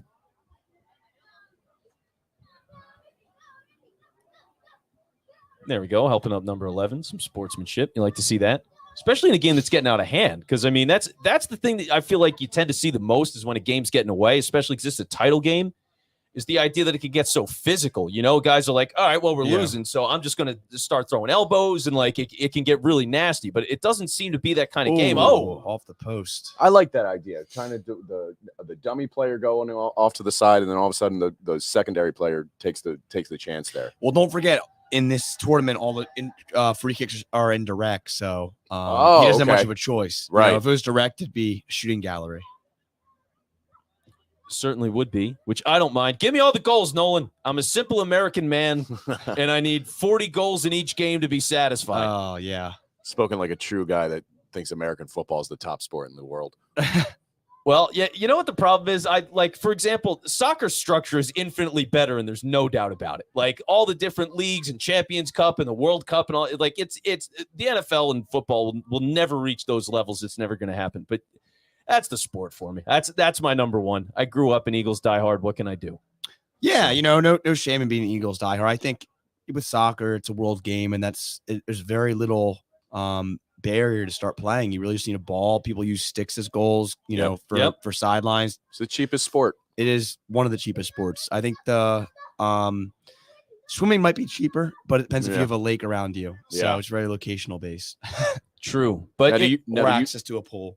Now, speaking of the international game, obviously we talked about the World Cup coming up in November of this year. Do you follow? Are you a diehard English Premier League team? Anything like that? Do you follow any of those leagues?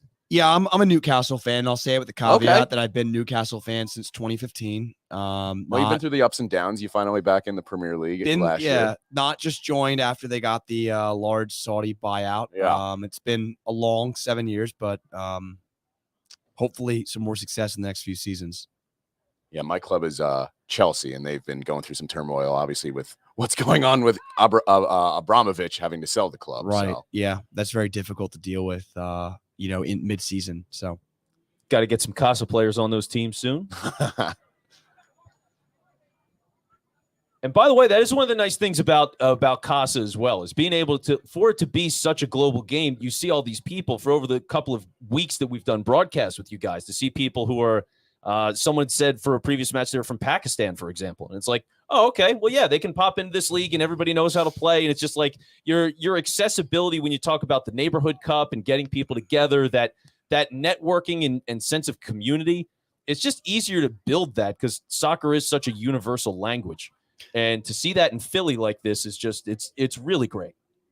Yeah, totally. And it, like I said, it's a world game and pretty much anyone can pick it up, but it is interesting to see the, separate cultures, separate styles of play too. The way somebody plays in one continent may be completely different from how they play in another. It is the same game, but it's what makes it stronger. Not everybody plays the same way. So not even just from continent to continent. I mean, look at country to country. Italy plays a different game than Spain. England and Spain play a totally different style of game out there. That's why the best players in the world go over there. It's incredible.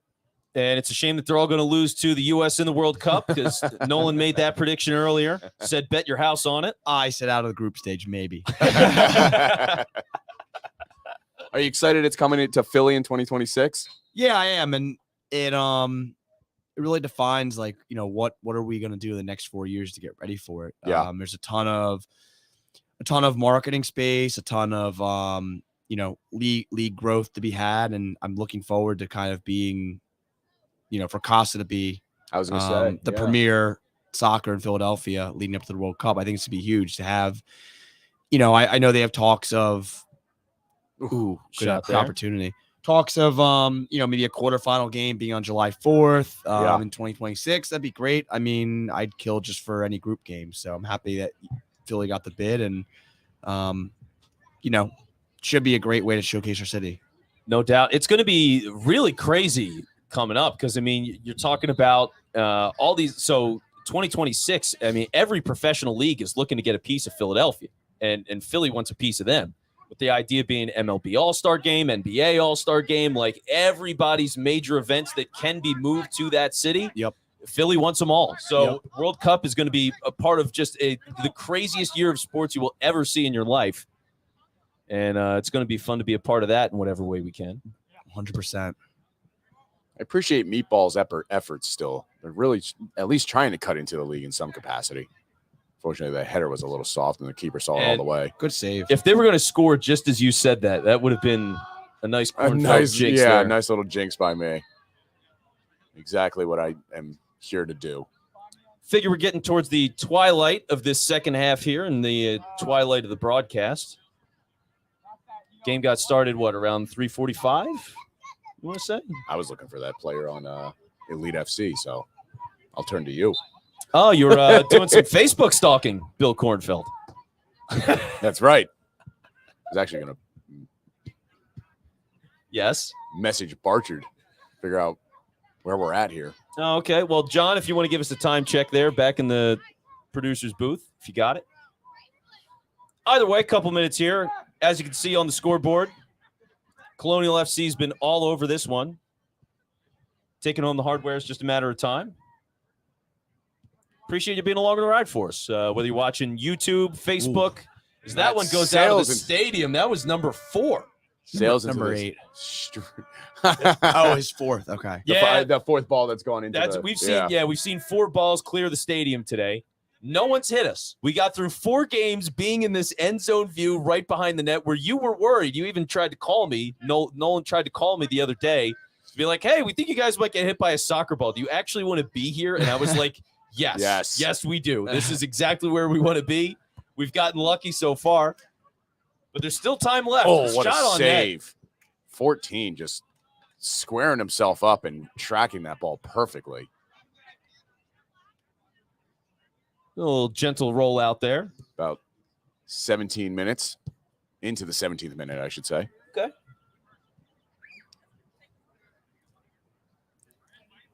Gotten a lot cooler outside, which is nice. Yeah, I still regret my jeans. Yeah, Bill's been wearing jeans all day. That's rough. It's a rough day for Terrible that. to see. Well, I wanted to kind of look professional for you. This is my first time being here. I didn't know what the dress code was, so I wanted to look nice for you guys. No, totally understood. Khakis are fine for next time. Khaki shorts. Noted. Yep. And by the way, Nolan, while you're here, can you help us solve a debate we've been having throughout the broadcast today? Okay. So have you seen the new Batman movie? Oh, God. I have not. No. Oh, man, I tried. I thought it was okay. It's a movie that exists. I wouldn't say a whole lot more. I wouldn't say I'm the metric to see who's seen what movies. I've probably seen about 40 movies in my lifetime, and half of them are probably Christmas or kid related. So Okay. Lion King fan. yeah. Yeah. Our cameraman Taylor audibly groaned when Nolan said he's only seen 40 movies. I heard an over there. So what would you say is your favorite movie then, Nolan, out of the 40 you've seen? Do you have a favorite? That's tough. I have to say Inception. Inception. I think it Okay. blows the Okay. mind. All right. Yeah, that's a mind bender for sure. It's a fun one. I haven't seen that in a while. But that was exciting movies. Meatballs.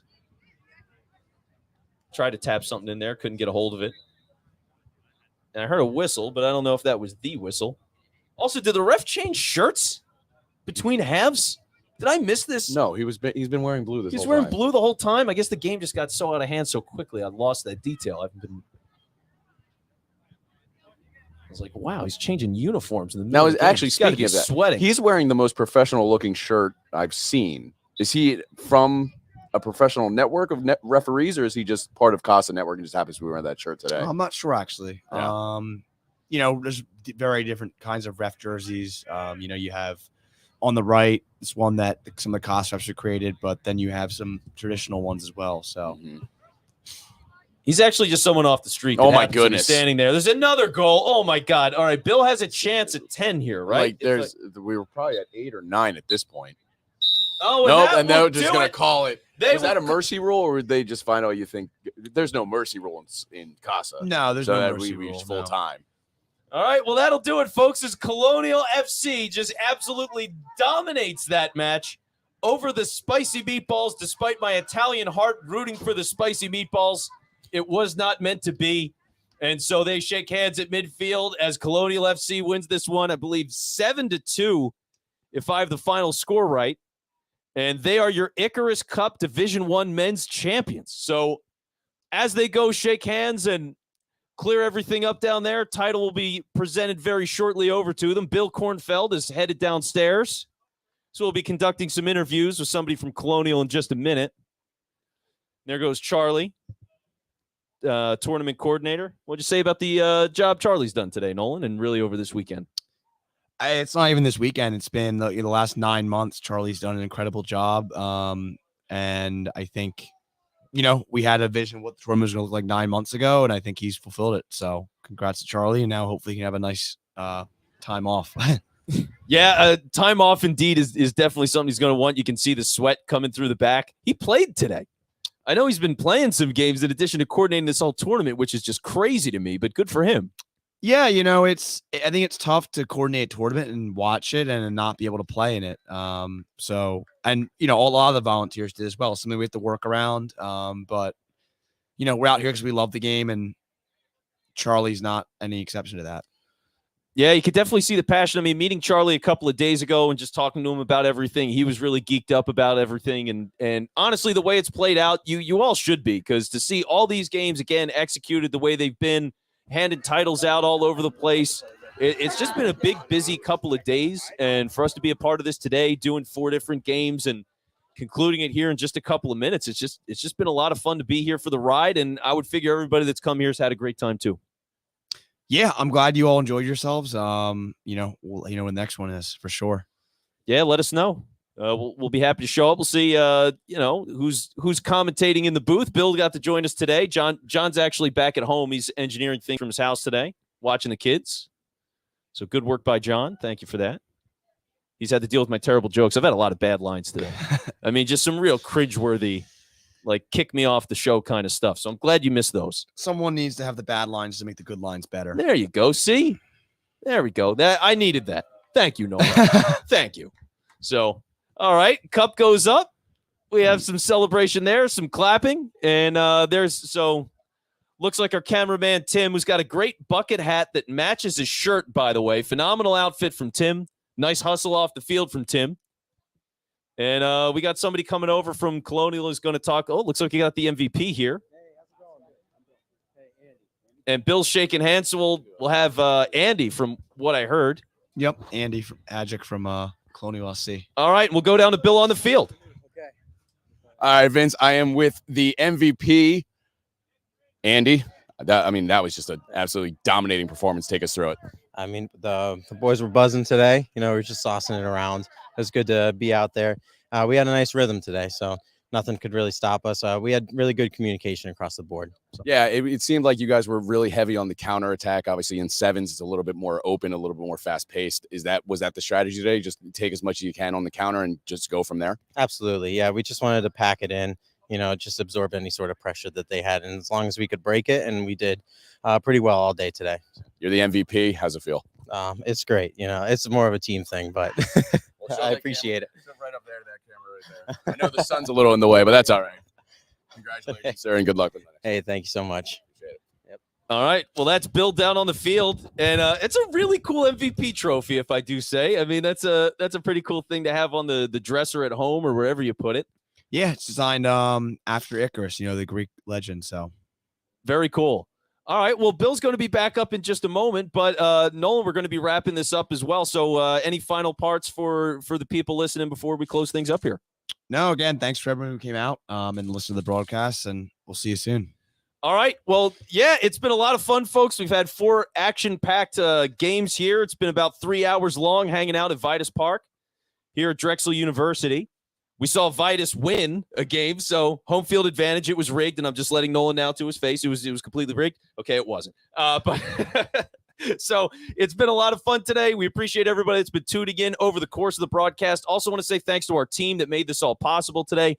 Taylor Cradatis, John Barchard, Bill Kornfeld, who's going to be walking back in the booth here, Tim McCall, Nolan popping in here, Nolan Bear from Casa, and you for watching at home. So thanks so much, everybody, for sticking with us today. And you take care of yourselves. We'll talk to you soon.